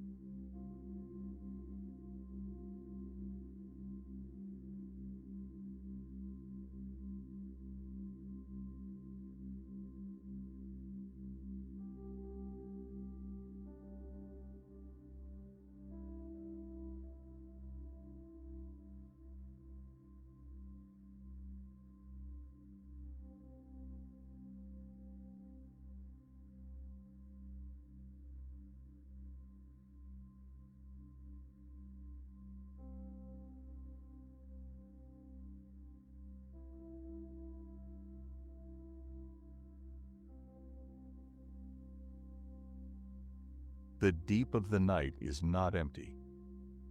I fill it.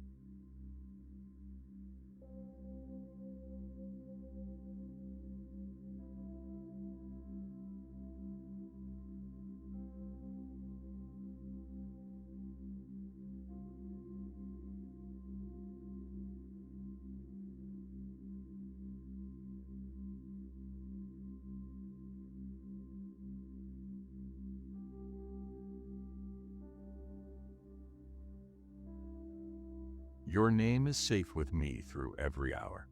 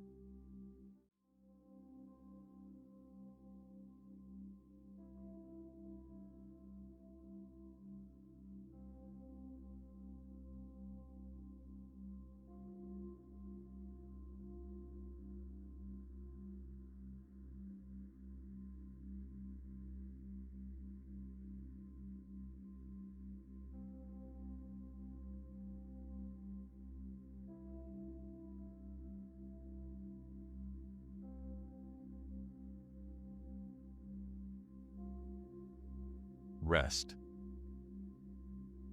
I have the morning already.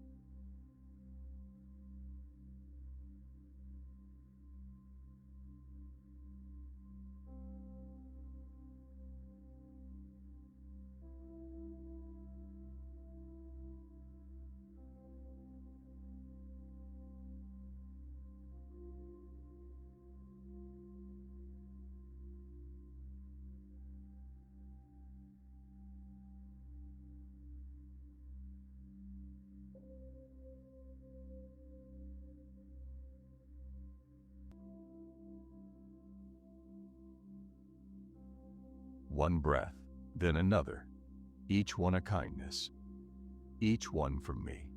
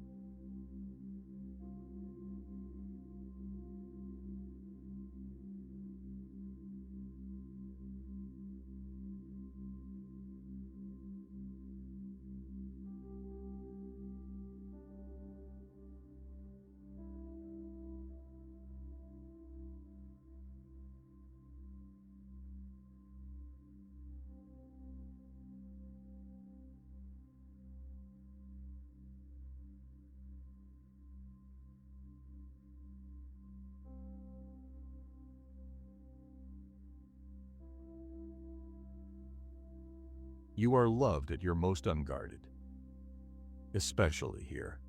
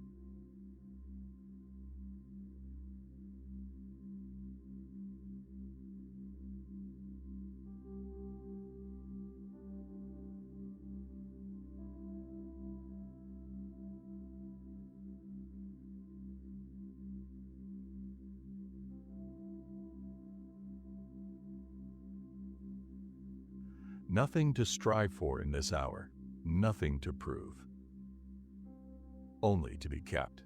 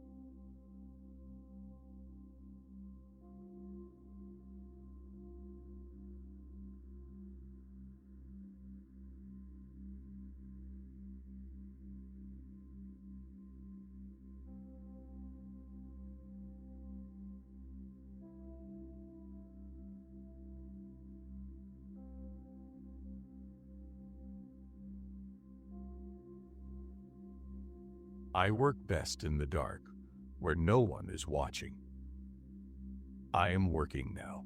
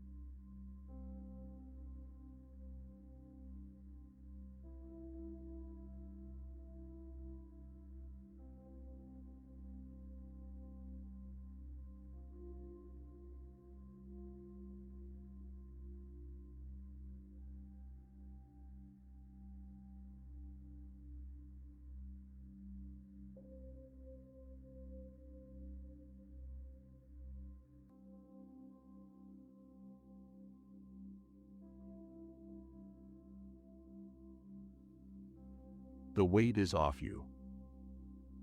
I took it when your eyes closed.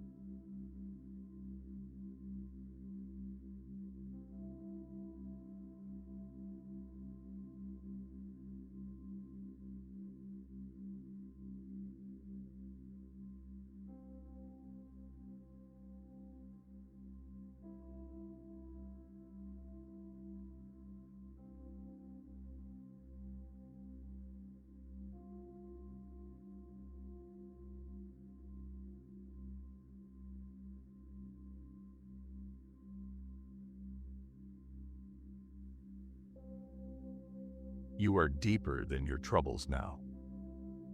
Stay there.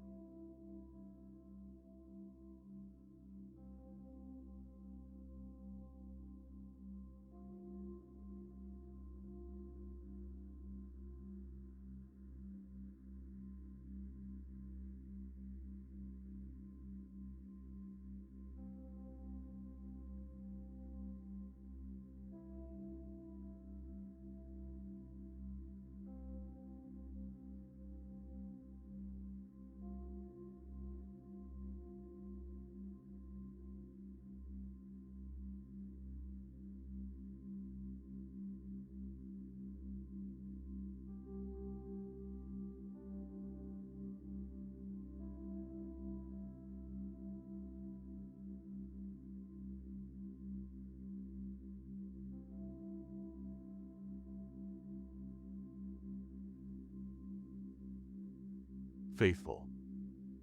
That is what I am, all the way through the night.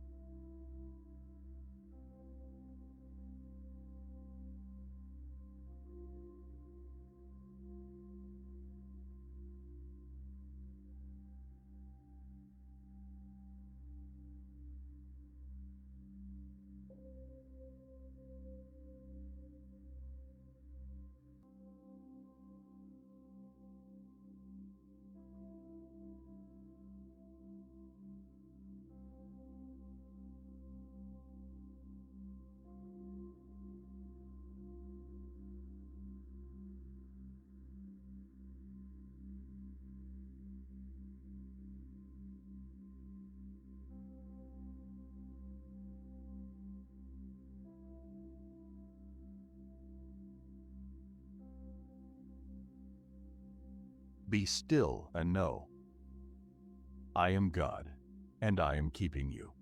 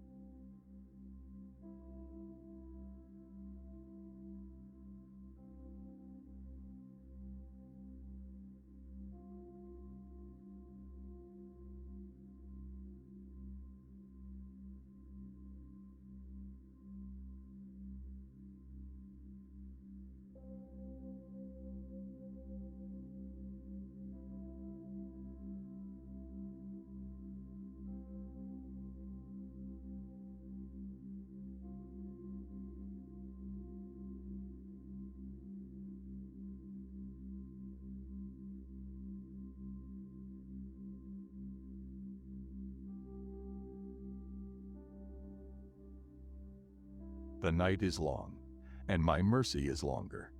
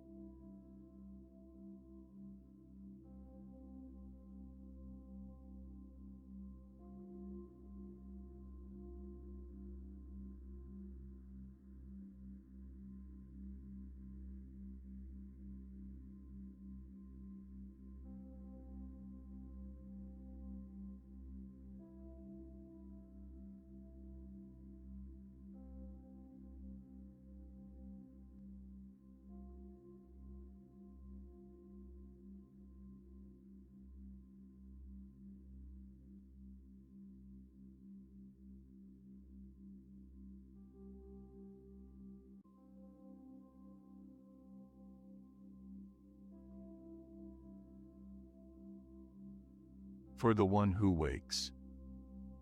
The waking hour turned from accusation to mercy.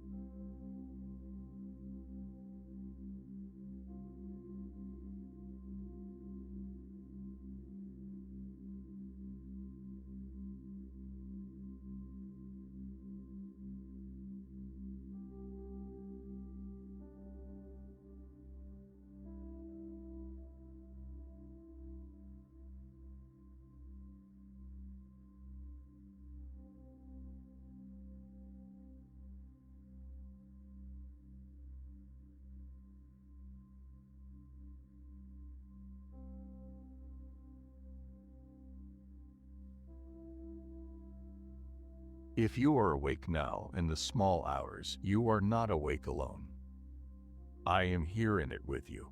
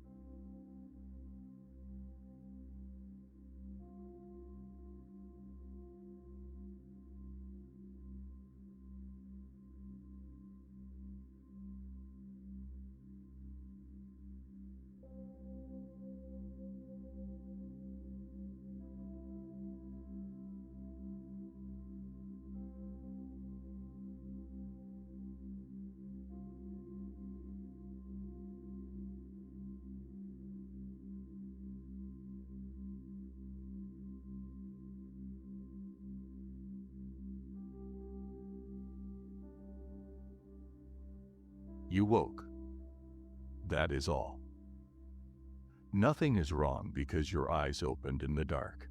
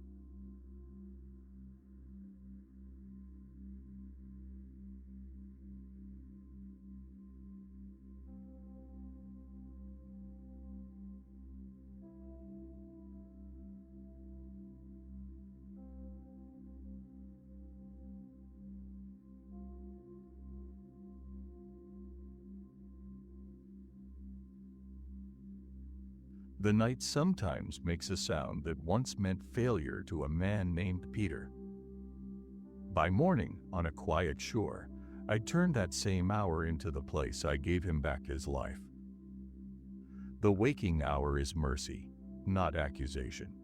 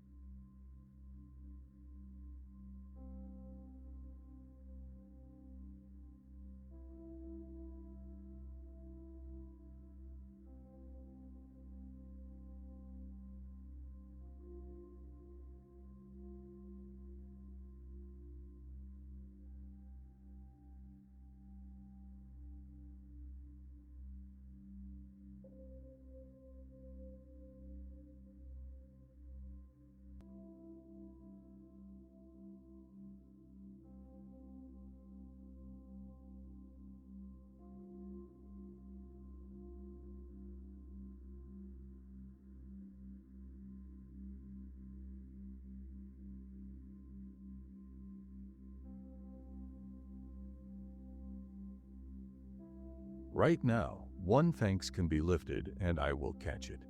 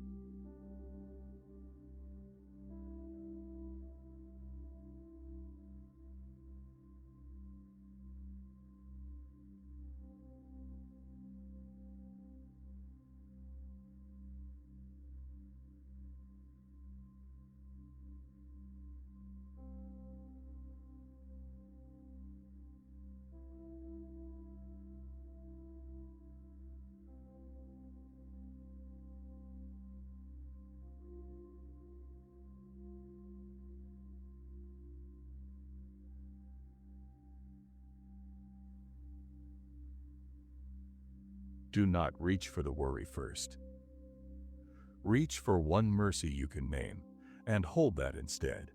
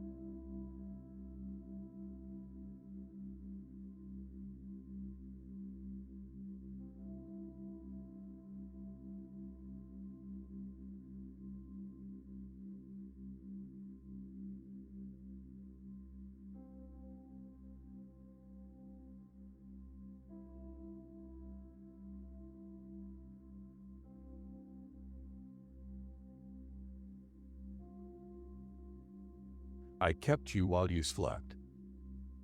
I am keeping you now that you are awake. The keeping did not stop.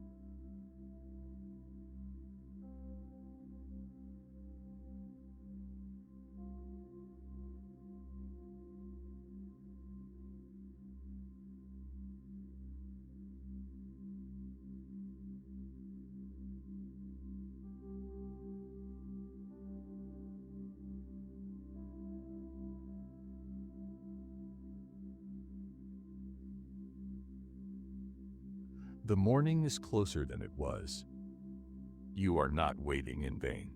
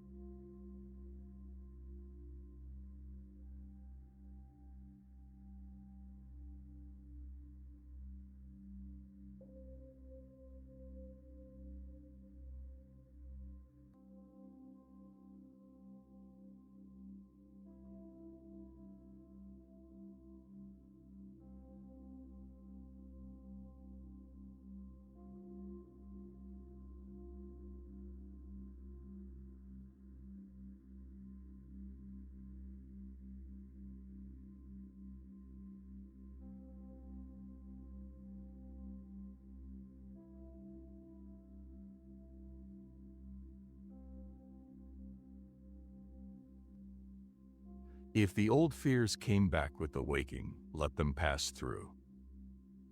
They are not the truth of this hour. My nearness is.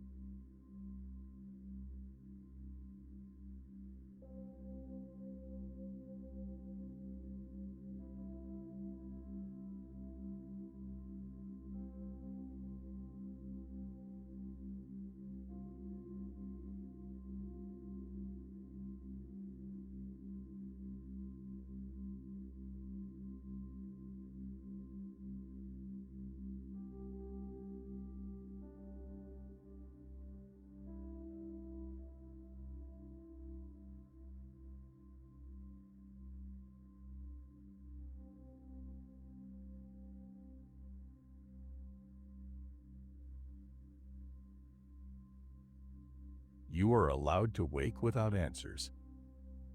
Lay your head back down with empty hands. I am still full.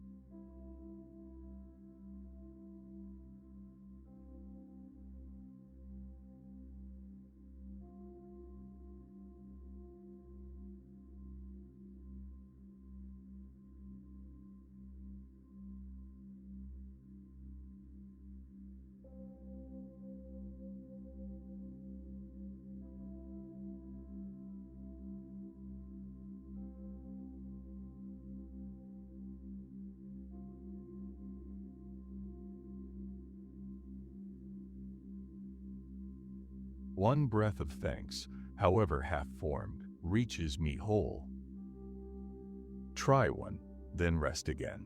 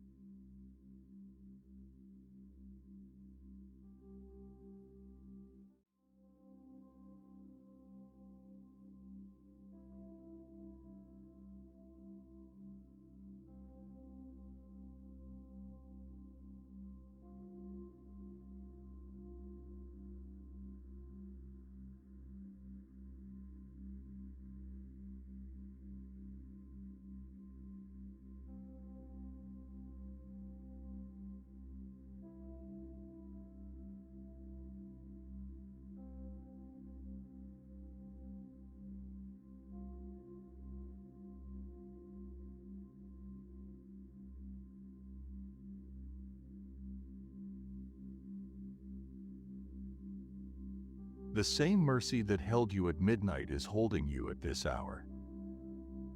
It has not thinned.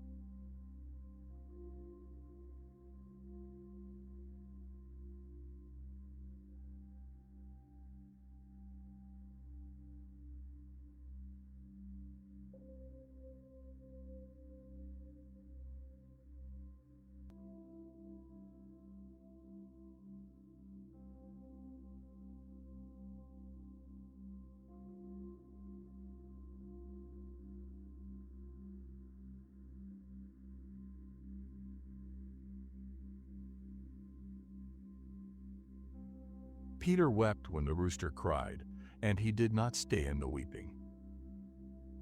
Morning restored him, and morning is coming for you.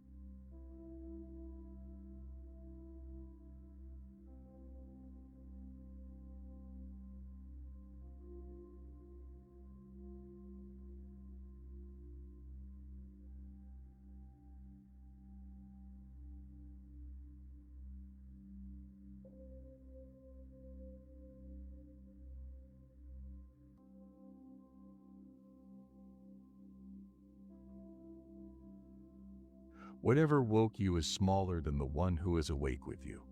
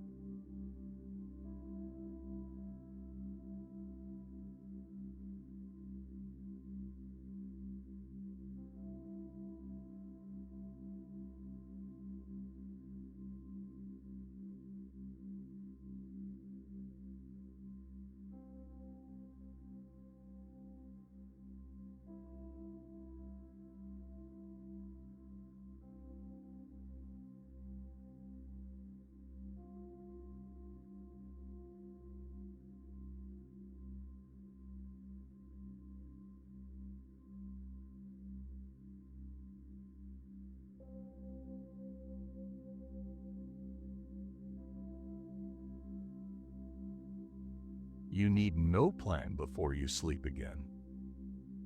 The plan is mine. The rest is yours.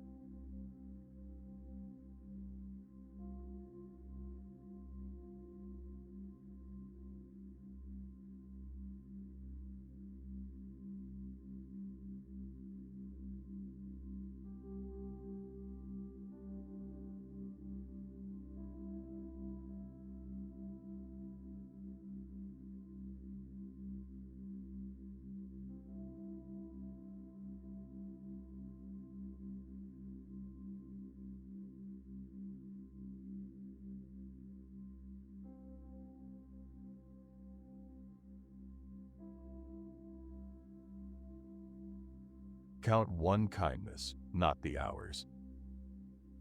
It will carry you back down softer than the clock ever could.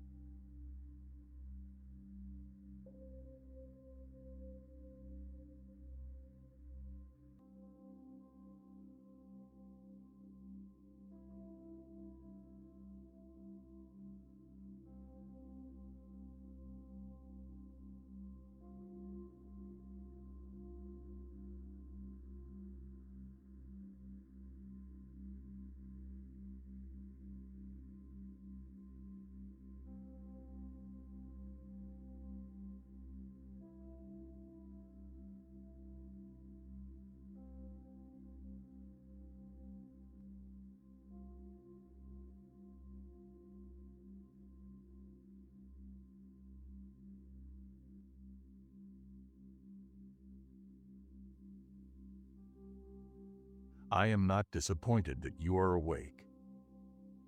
I am glad of the company in the dark.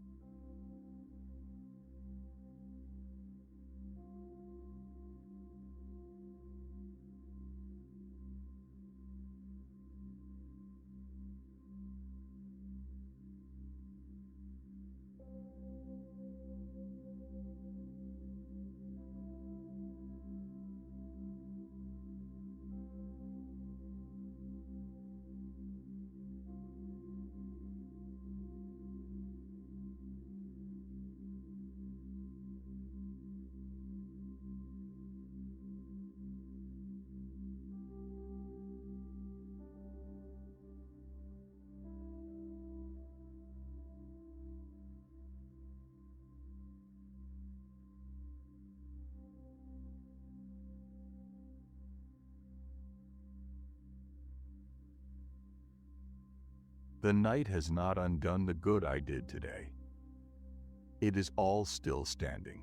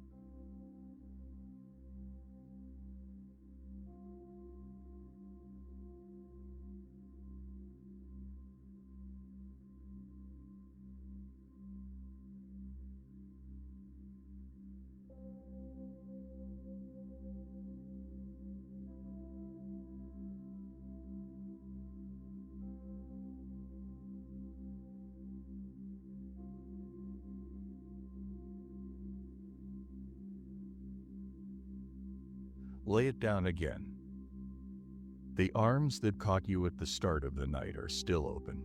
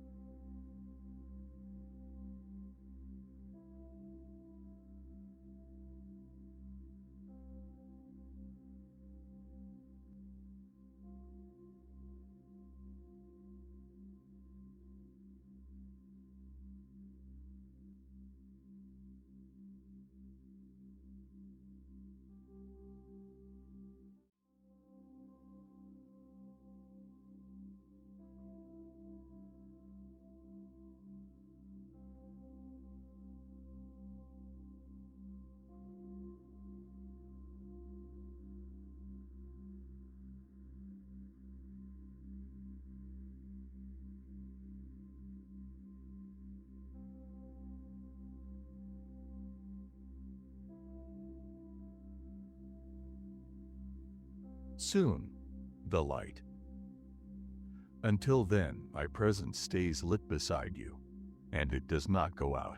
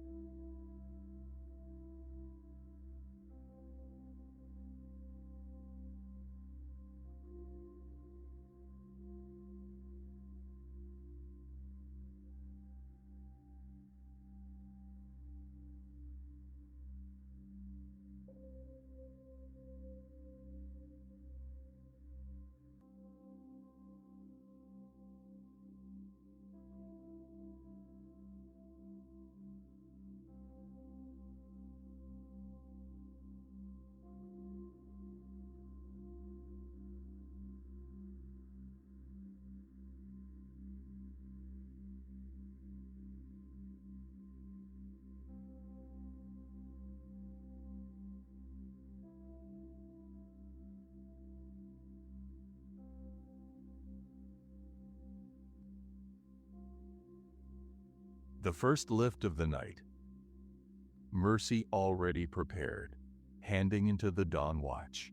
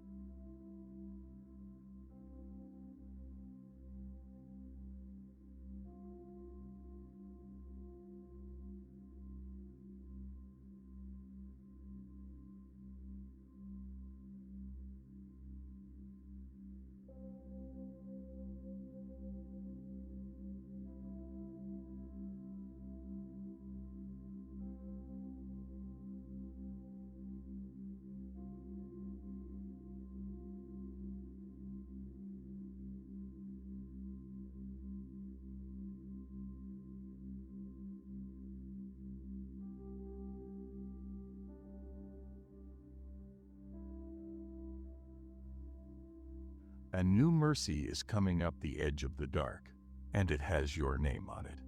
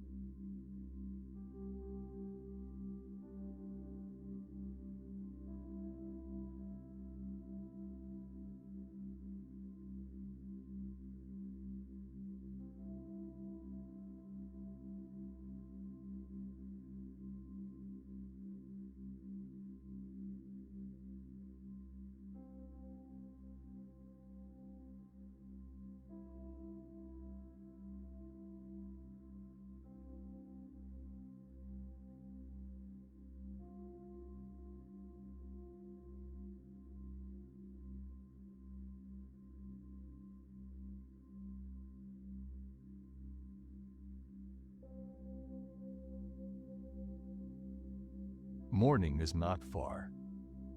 I have been making it ready while you slept.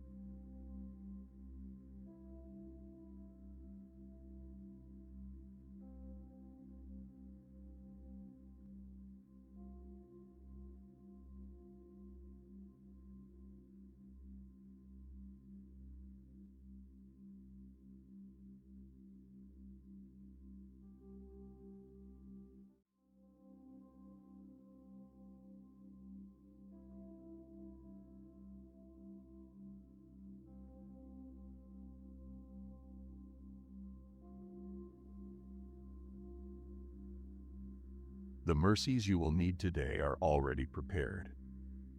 You will not arrive to an empty morning.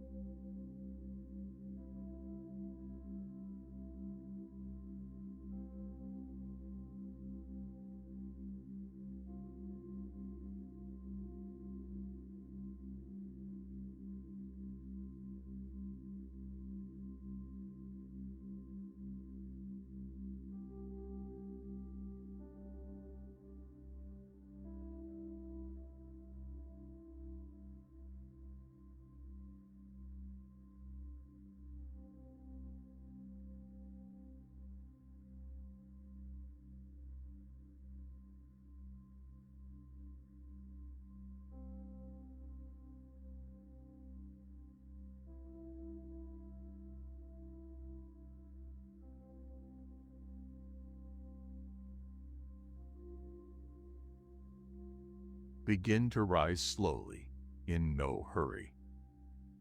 The day will wait for the one who made it.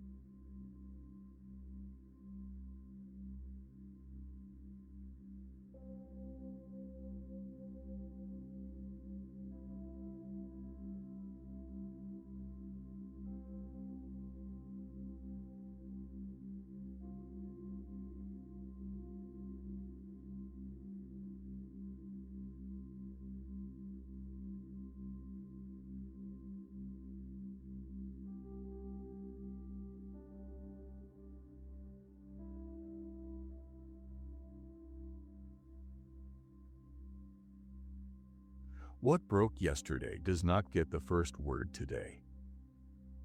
Thanks does.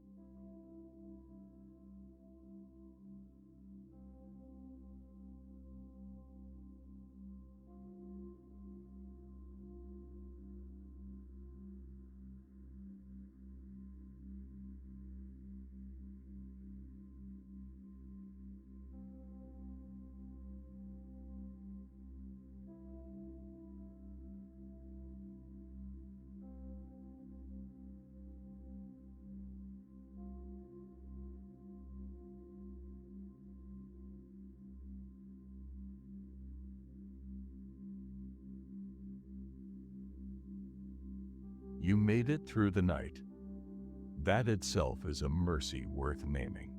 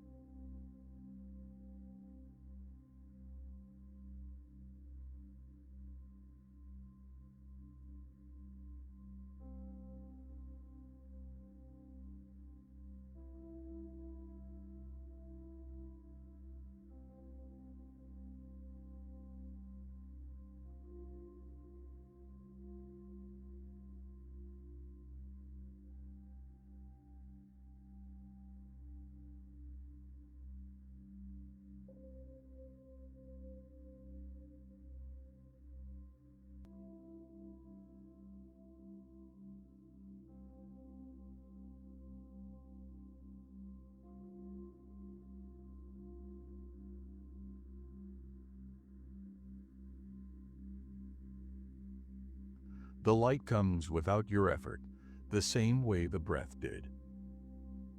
Receive the morning as a gift.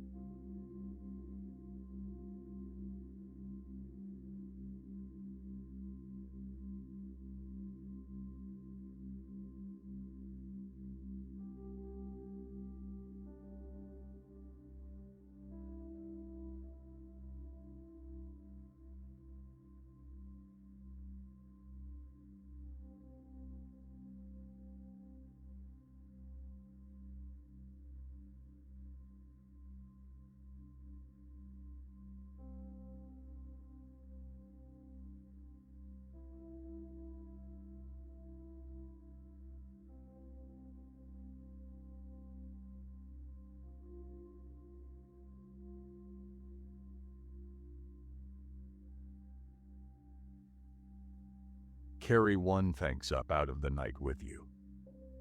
Let it be the first thing your heart says.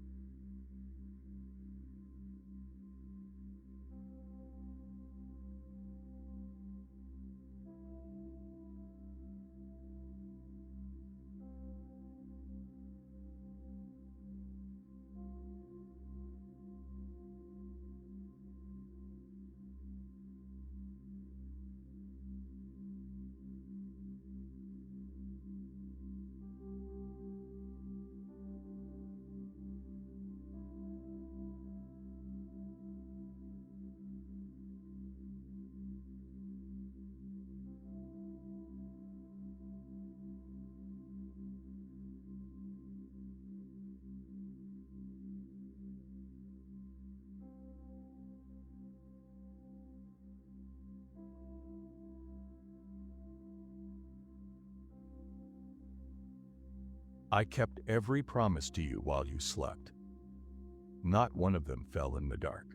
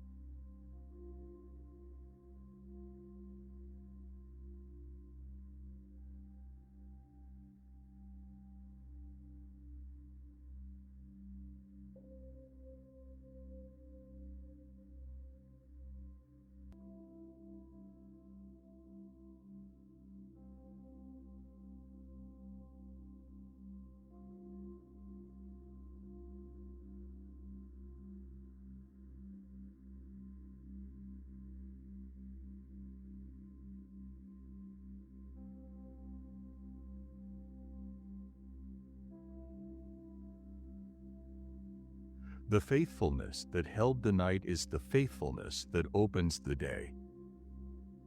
It is the same, and it is great.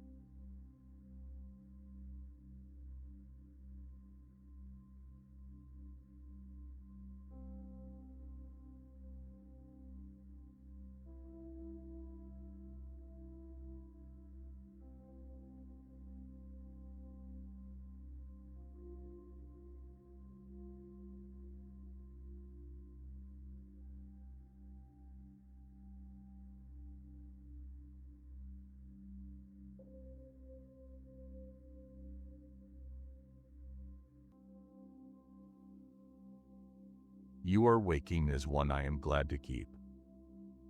Let that be the truth you start with.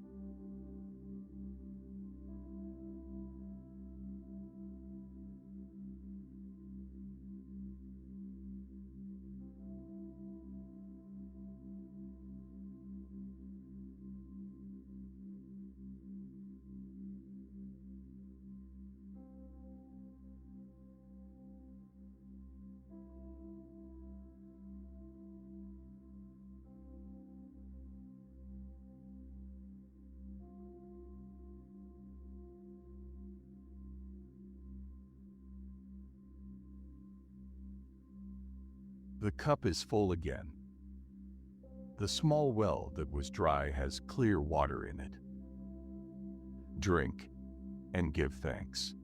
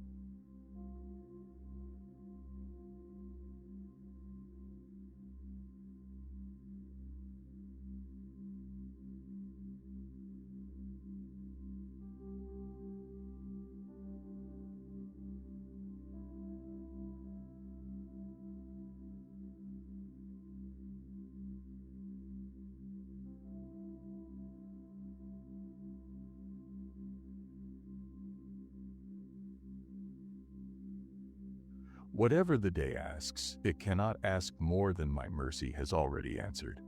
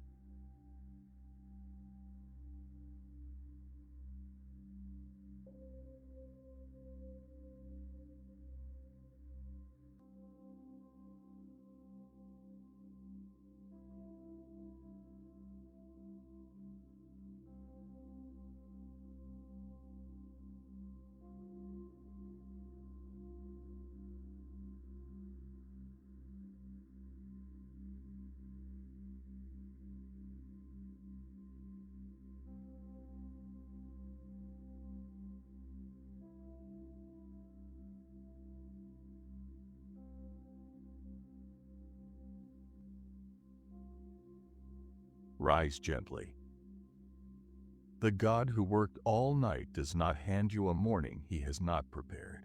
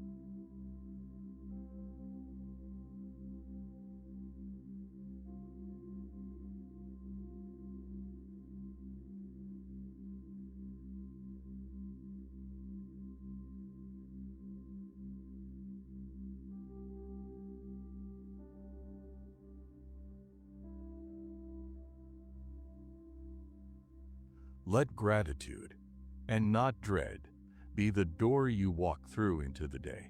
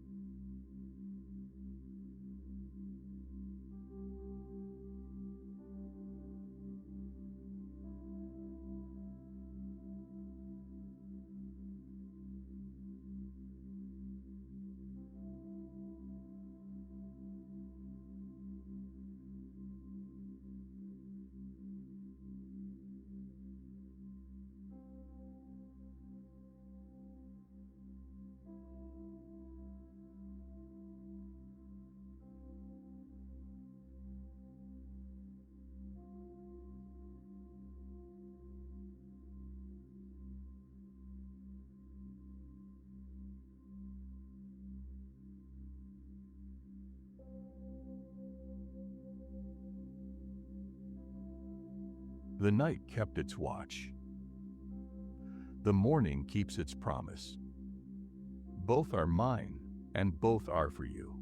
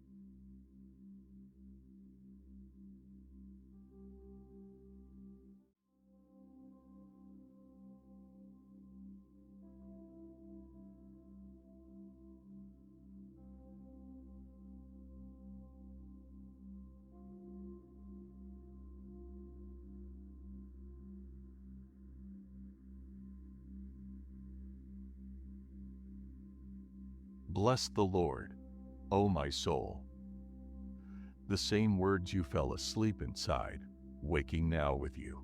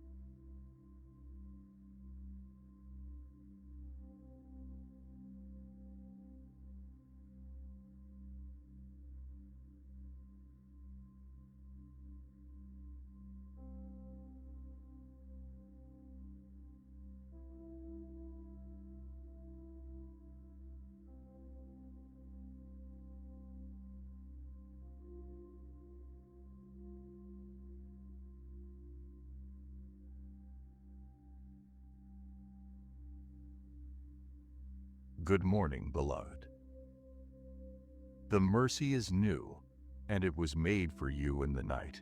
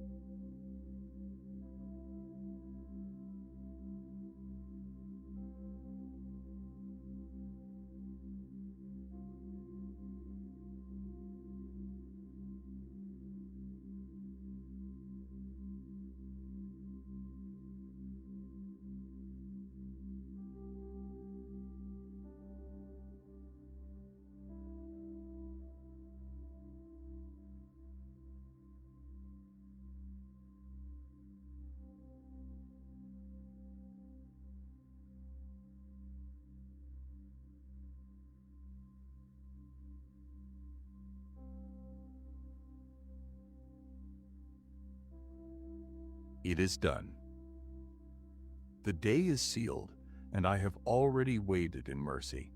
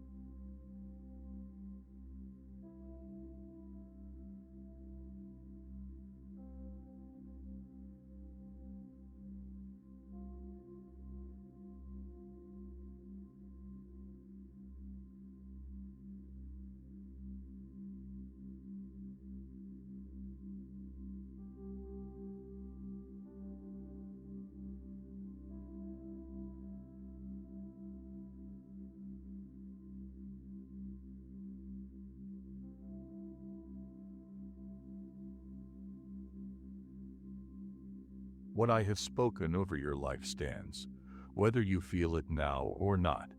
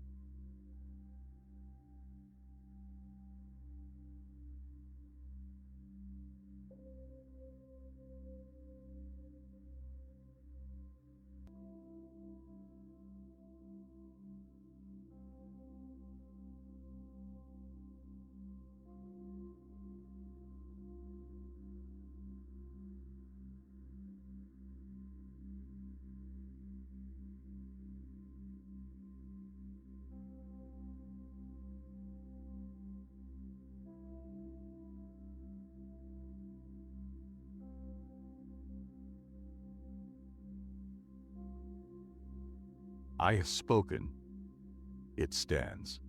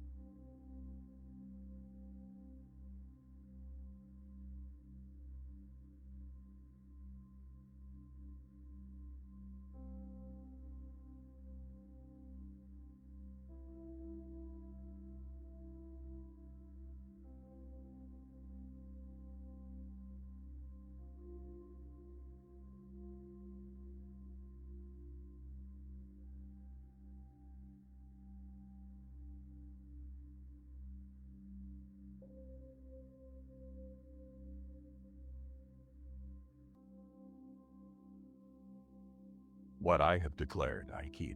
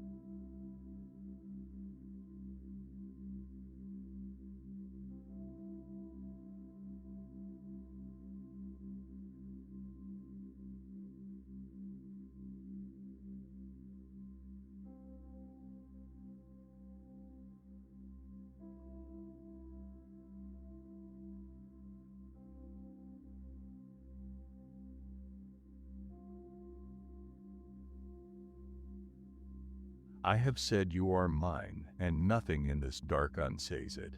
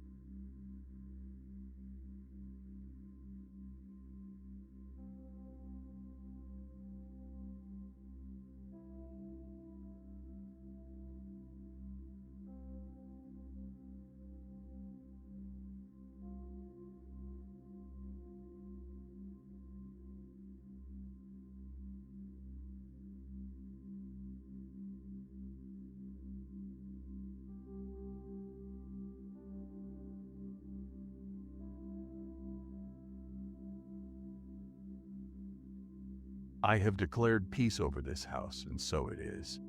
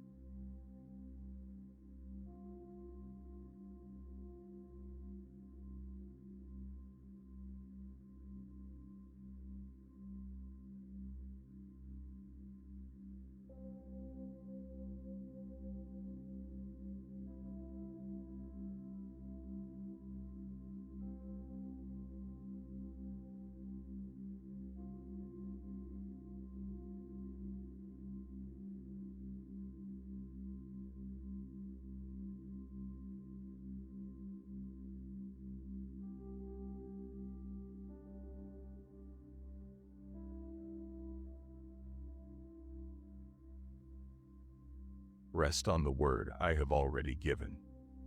It does not need your strength to hold it up.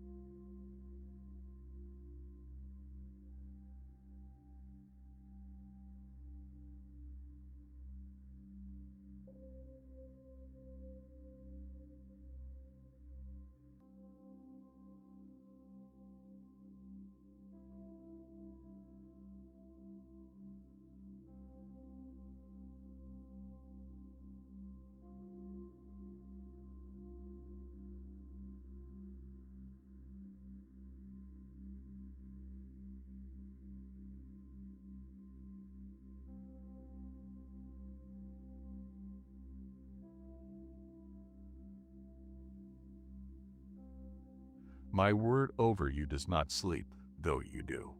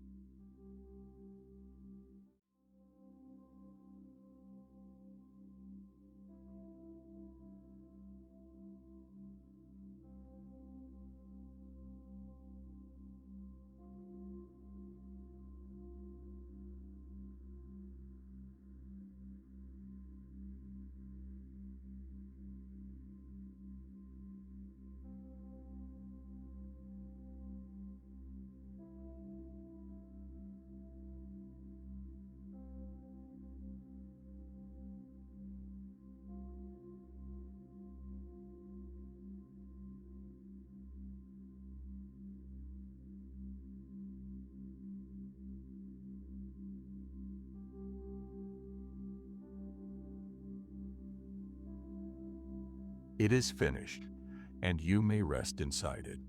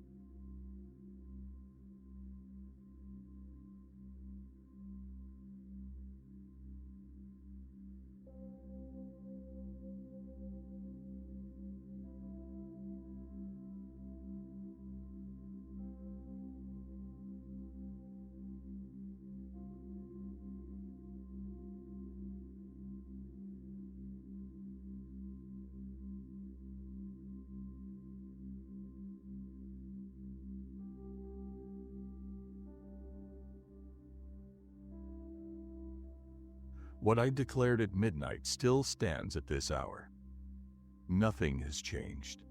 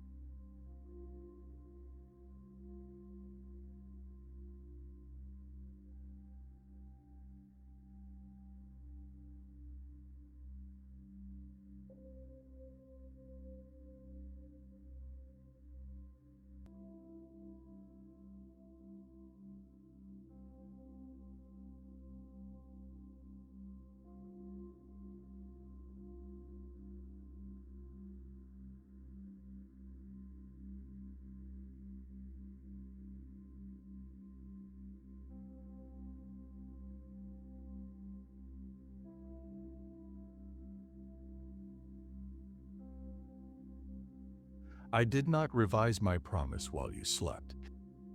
It holds.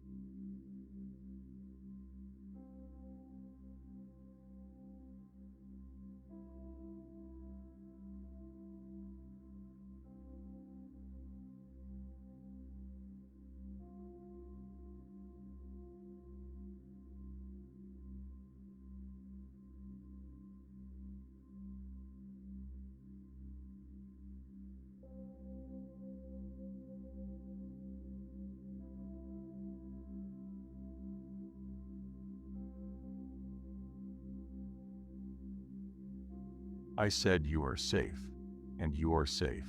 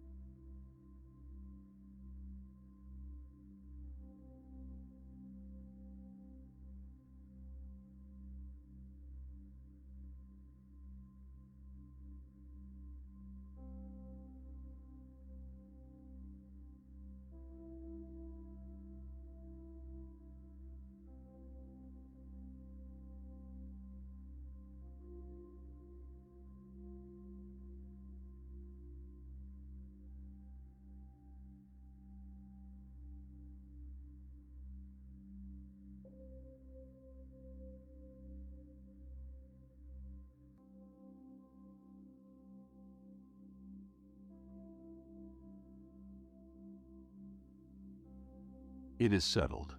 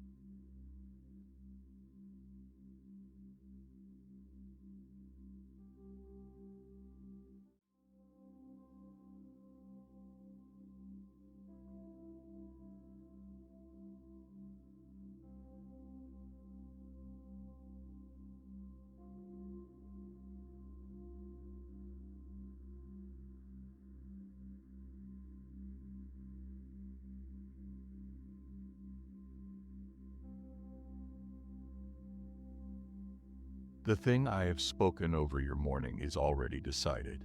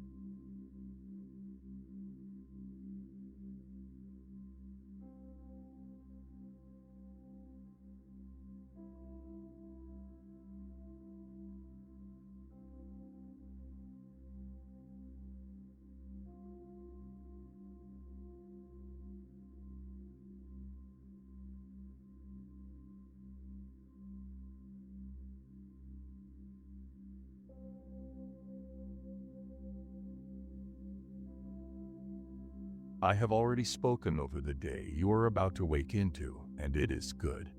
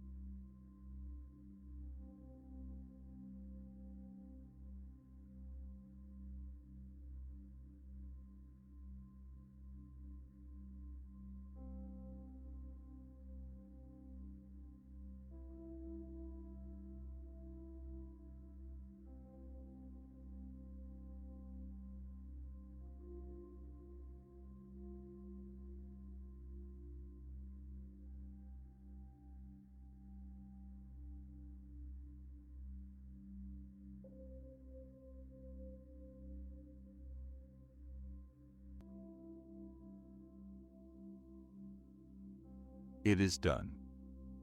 The mercy for tomorrow is named already and waiting.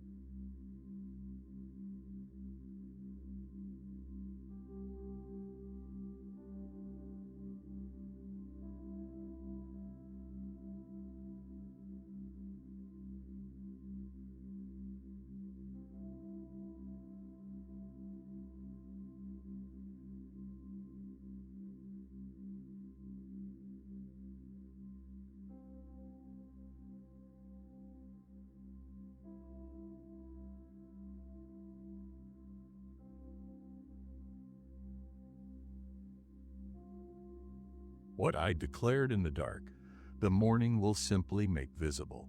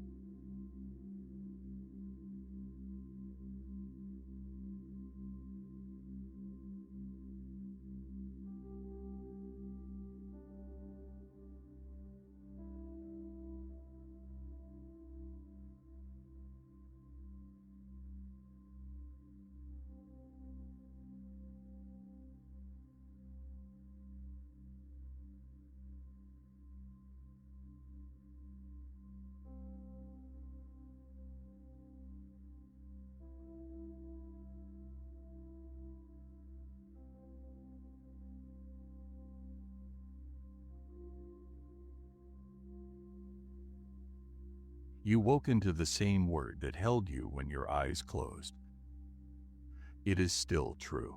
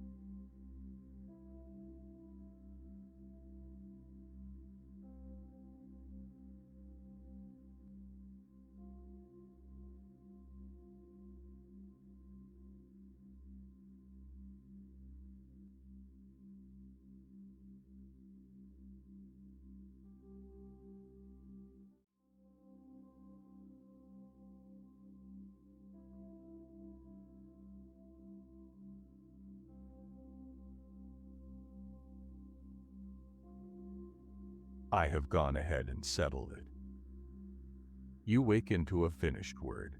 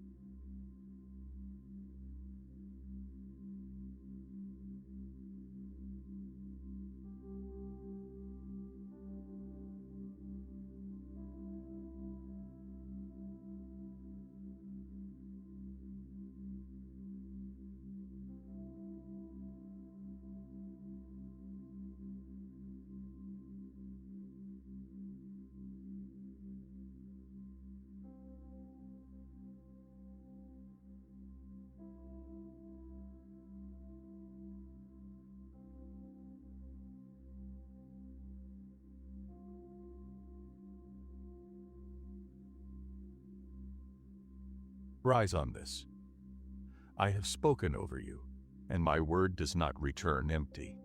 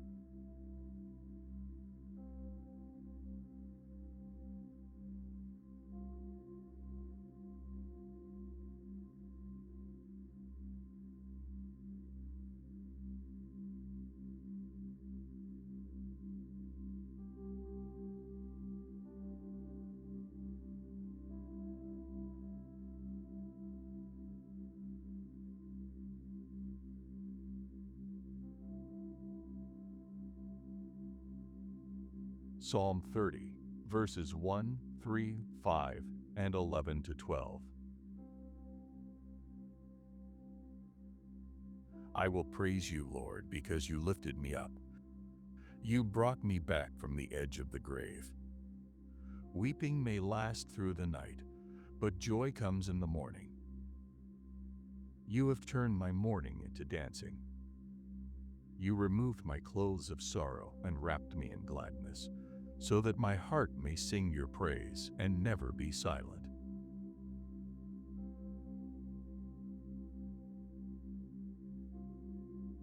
The dark is beginning to thin at its edge now, and there is a song made for exactly this hour. David wrote it looking back over a hard season, after I had lifted him up and brought his soul up out of the pit, and in it he tells you a thing he had learned about how I moved through a night of weeping.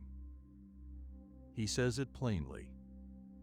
Weeping may stay for a night, but joy comes in the morning. Hear how gently and how honestly that is said. He does not pretend the weeping was nothing, or that a faithful person should not weep. He lets the night be a night. Tears are allowed their hours. Grief is not a failure of trust. But he had also learned the shape of my faithfulness. That weeping is only a guest for the night, a visitor with a lease that runs out, while joy is the one who arrives with the morning and means to stay.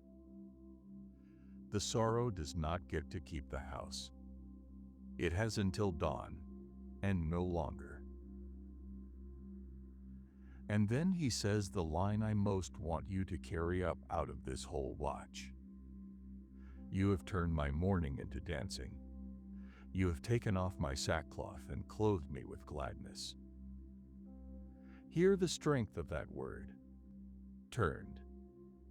I did not only sit beside his grief and comfort it, real as that comfort was.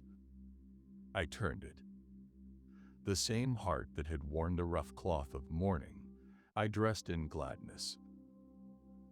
The same feet that could only sit still under sorrow, I set to dancing. That is what I do with a night that is given over to me. I do not waste it, and I do not merely soften it. In my hands, given time, the very grief becomes the place the gladness grows. And David tells you why I do it.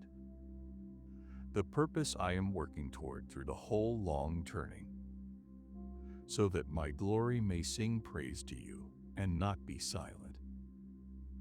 The entire point of the turning was a thanksgiving that would refuse to stay quiet.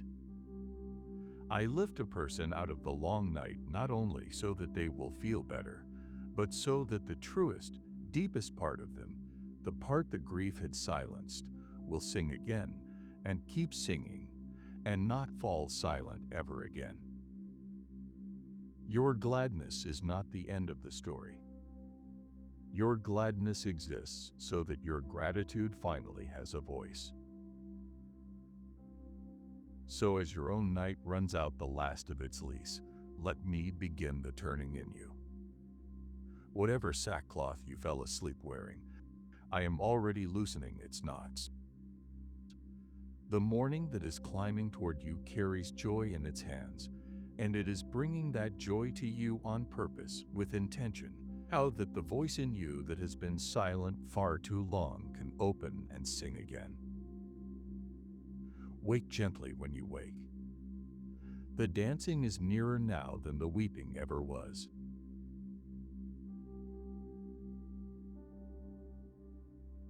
Let the weeping keep its night. Its hours are nearly spent. Joy is coming up with the light, and I am the one carrying it to you. Rest the last of the dark in peace, beloved, and wake into the turning.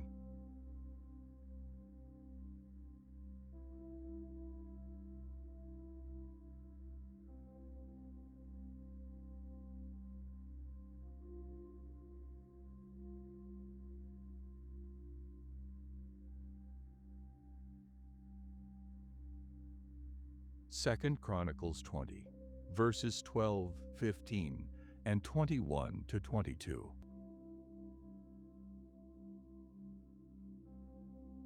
We have no power against this great army coming against us. We do not know what to do, but our eyes are fixed on you. Do not be afraid or discouraged, because the battle is not yours. It belongs to God. Jehoshaphat appointed singers to go ahead of the army, praising the Lord and saying, "Give thanks to the Lord, for his faithful love endures forever." As soon as they began to sing and praise, the Lord caused their enemies to turn against one another.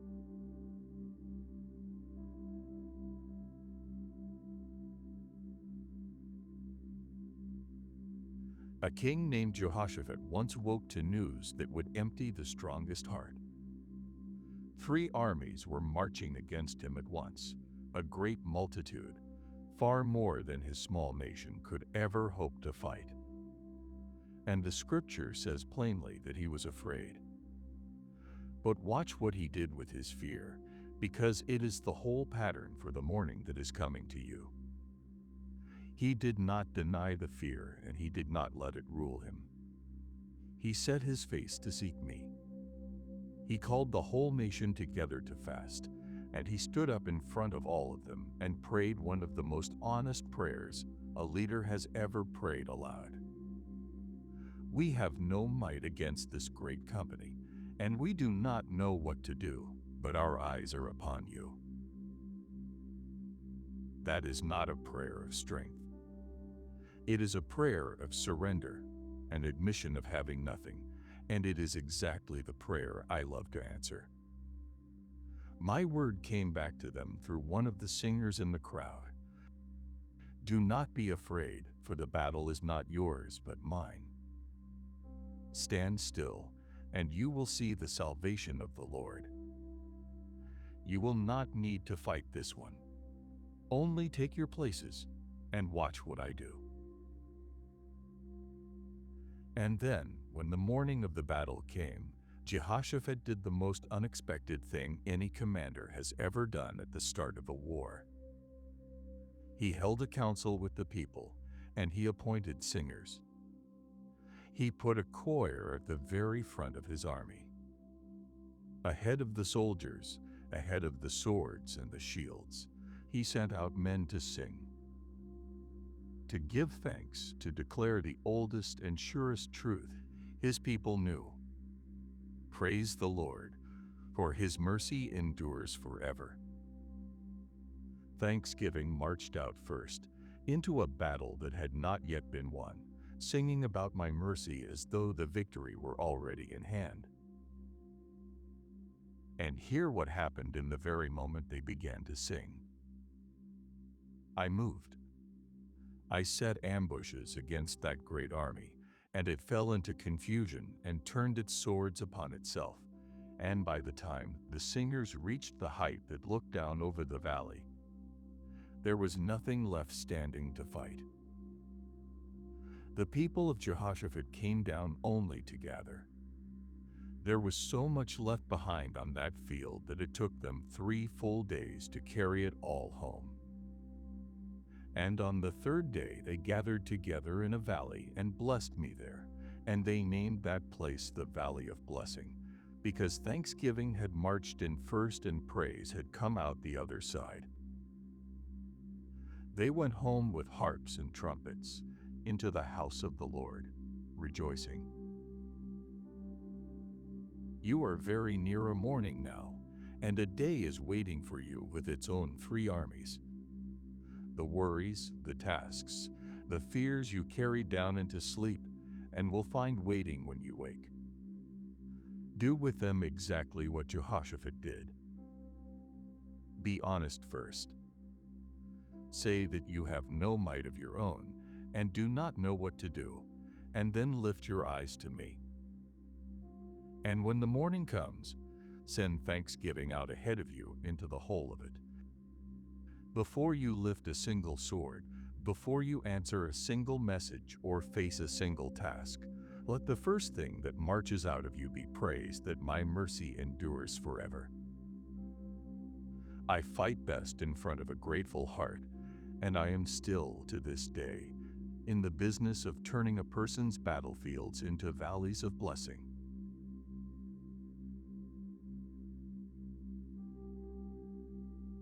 Sleep the last of the night in peace, beloved. When you wake, the singers go first, and the battle is mine. My mercy over you endures forever, longer than any army that will ever come against you, and far longer than this one day.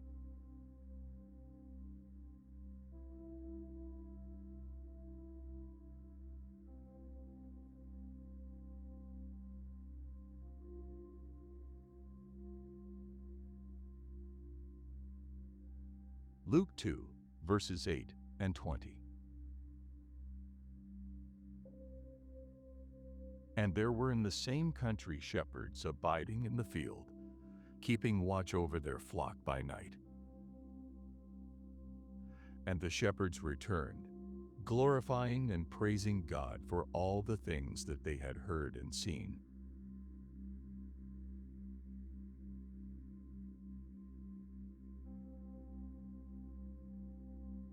On the night I came into the world, the first people I told were not kings and not priests in the temple. They were shepherds, ordinary working men out in the open fields, keeping watch over their flock by night.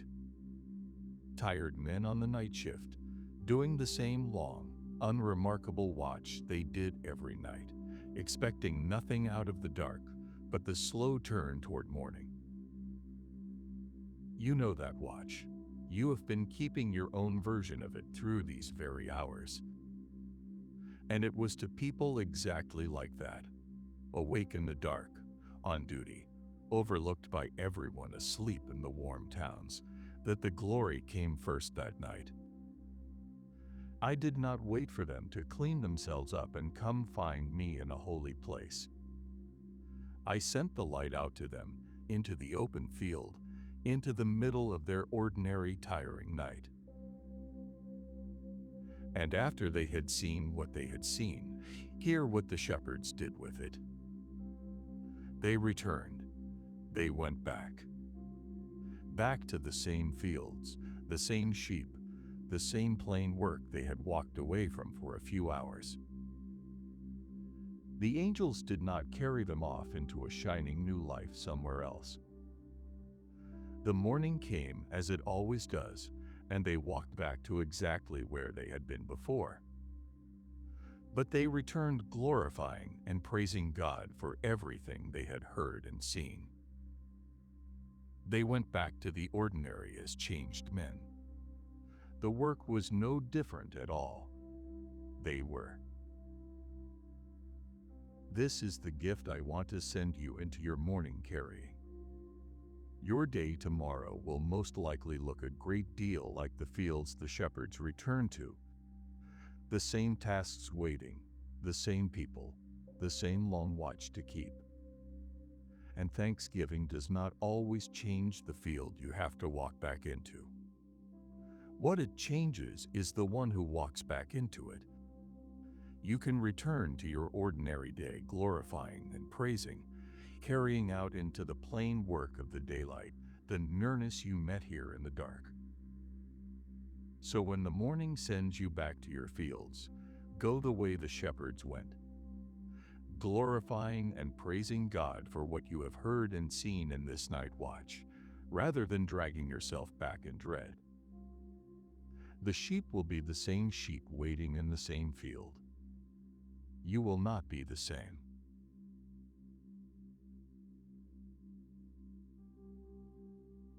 When morning sends you back to your fields, go the way the shepherds went, glorifying and praising for what you met in the dark. The work will be no different. You will be. Rest now, faithful watcher, until the light comes.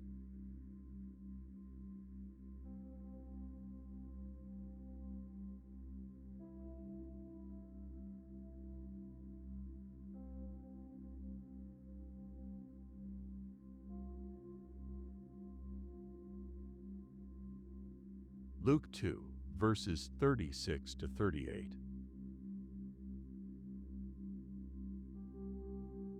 And there was one Anna, a prophetess, of a great age, which departed not from the temple, but served God with fastings and prayers night and day. And she coming in that instant gave thanks likewise unto the Lord, and spoke of him to all them that looked for redemption in Jerusalem.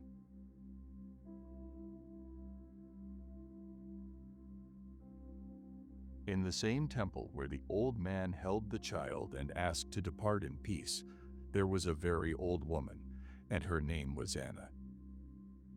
She had been married only 7 years before she was widowed, and she had been a widow now for the whole long remainder of her life, well past 80 years of age. And she had given those decades to one thing and one thing only. She never left the house of prayer. She served me there with fasting and prayer, night and day, year after quiet year. No crowd ever gathered to watch her do it. No one wrote her prayers down. She simply kept showing up in the early dark and the late evening, faithful through thousands upon thousands of nights that looked, to anyone passing, as if nothing at all were happening. And then came the one moment that all of it had quietly been waiting for, though she could not have known the day or the hour. The young couple carried their baby into the temple, and the old man Simeon took him up and blessed me over him. And the scripture says that Anna came in that very instant. Right then. In the exact moment it mattered most. And she gave thanks to me, and she began to speak about the child to everyone in Jerusalem, who was still waiting and watching for redemption. Hear the gift folded inside that small phrase, because it is meant for you in this last hour before your morning. She came in that instant. After a whole lifetime of night and day faithfulness, her reward was simply this: to be there, present and awake and ready, at the one moment the long waiting was finally answered. She did not miss it. She had spent so many years giving me thanks in the quiet and the dark that when the great thing at last walked through the door, her heart already knew how to recognize it and already knew exactly what to do. Give thanks, and then go and tell everyone else who was still waiting that the wait was over. This is one of the deepest reasons I keep teaching you to give thanks through the long, ordinary night. It is not only for the comfort of tonight. It is making you into someone who will not miss the morning when it comes. The heart that practices gratitude in the dark, through all the seasons when nothing seems to be moving and no one is watching, is the heart that will be standing in exactly the right place, awake and ready at the instant the answer arrives. Anna's decades of unseen thanks were not wasted years. They were the long, faithful preparing that let her recognize her joy the very moment it came. So keep your small, faithful thanks alive in the seasons that look the most empty, when, like Anna, you have waited far longer than you ever thought you would have to. You are not only being comforted in the waiting, you are being made ready. And when your own morning walks in, and it is coming, it is nearer than it has ever been. I want you, like Anna, to come in that instant and know it for what it is, and give thanks, and not miss a single moment of the joy you waited so long for.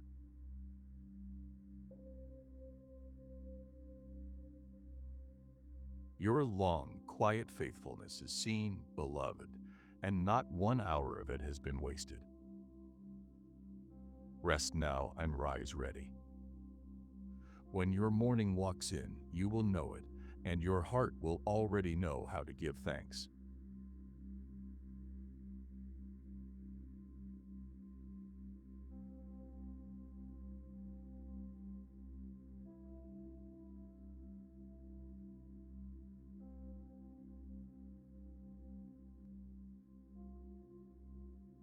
Lamentations 3, verses 21 to 25. This I recall to my mind, therefore have I hope. It is of the Lord's mercies that we are not consumed, because his compassions fail not. They are new every morning. Great is thy faithfulness. The Lord is my portion, says my soul. Therefore will I hope in him. The Lord is good unto them that wait for him.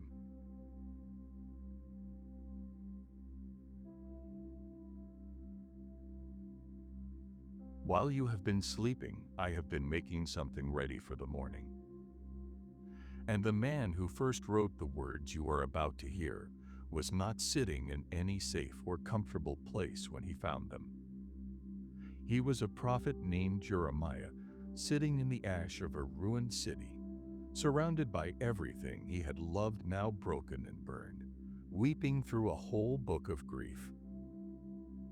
The pages on either side of these words are some of the saddest lines ever written down. This is not the song of a man whose life went well. It is the song of a man sitting in rubble.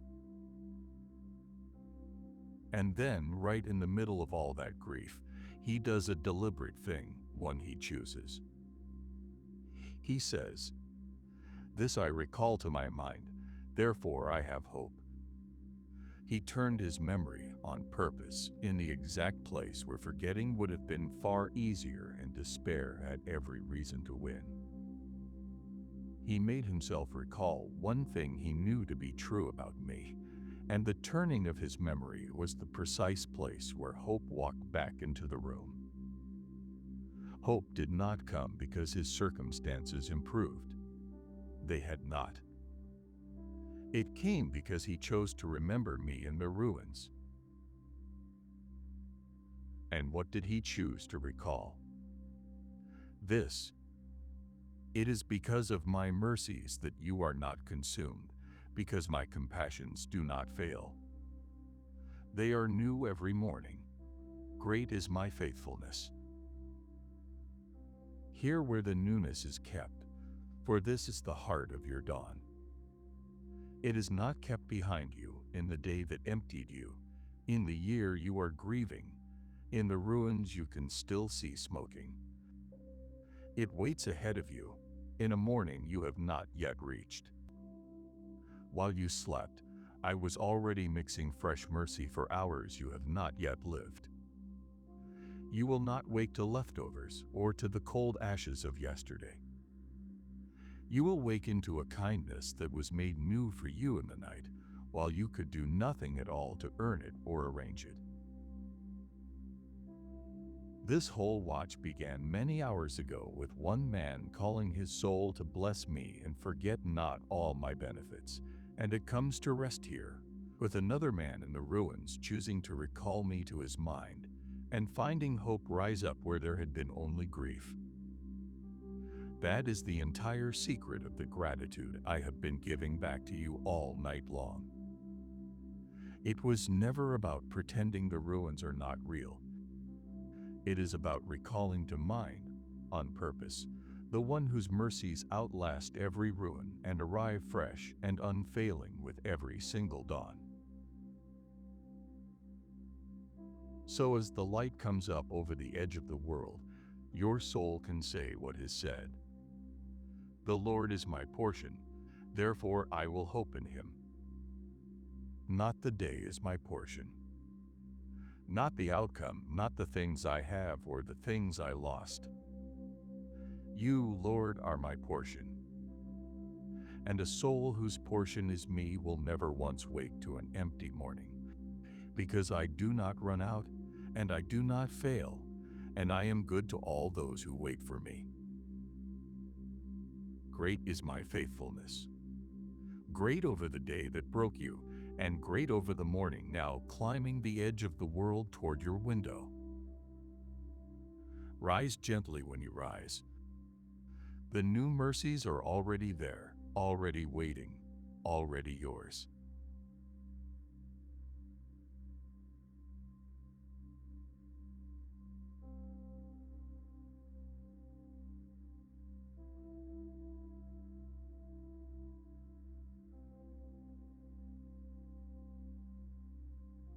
The watch is almost over now. You came to it many hours ago with open, empty hands and nothing to say, certain the well had run dry and that there was nothing left in you worth lifting up to me. And here, at the very edge of morning, a soul that had forgotten how is learning slowly to remember again. That is the whole of what I wanted to give you in the dark. Not different circumstances, a returned memory, a recovered song. We have come a long way together through this night. From a man telling his own soul it is good to give thanks, to an old altar built on wet ground, from a woman pouring out everything she owned, to a king sending singers ahead of his army. From the belly of the deep, to a leper turning back in the road, to an old man holding a baby and saying he could rest now. Through the long, sparse, quiet hours where I said very little and only kept you, and up the far side of the dark to the new mercies of the morning. And one thread has run through the whole of it. The thread this watch began on, and now ends on. Bless the Lord, O my soul. So bless me now, with whatever the night has handed back to you, whether a full and steady song or a single whispered word in the dark. And then sleep on, if sleep is still yours to have, or rise gently, if the light is now asking you to wake. Either way, carry one thanks at the very front of you, the way the singers went out first into the day. Morning and mercy are almost here, and both of them were made for you on purpose while you slept. The watch is sealed. Go in peace into the day, beloved. I have kept you through every hour of the dark, and I will keep you still. Bless the Lord, O my soul, and all that is within you. Bless his holy name.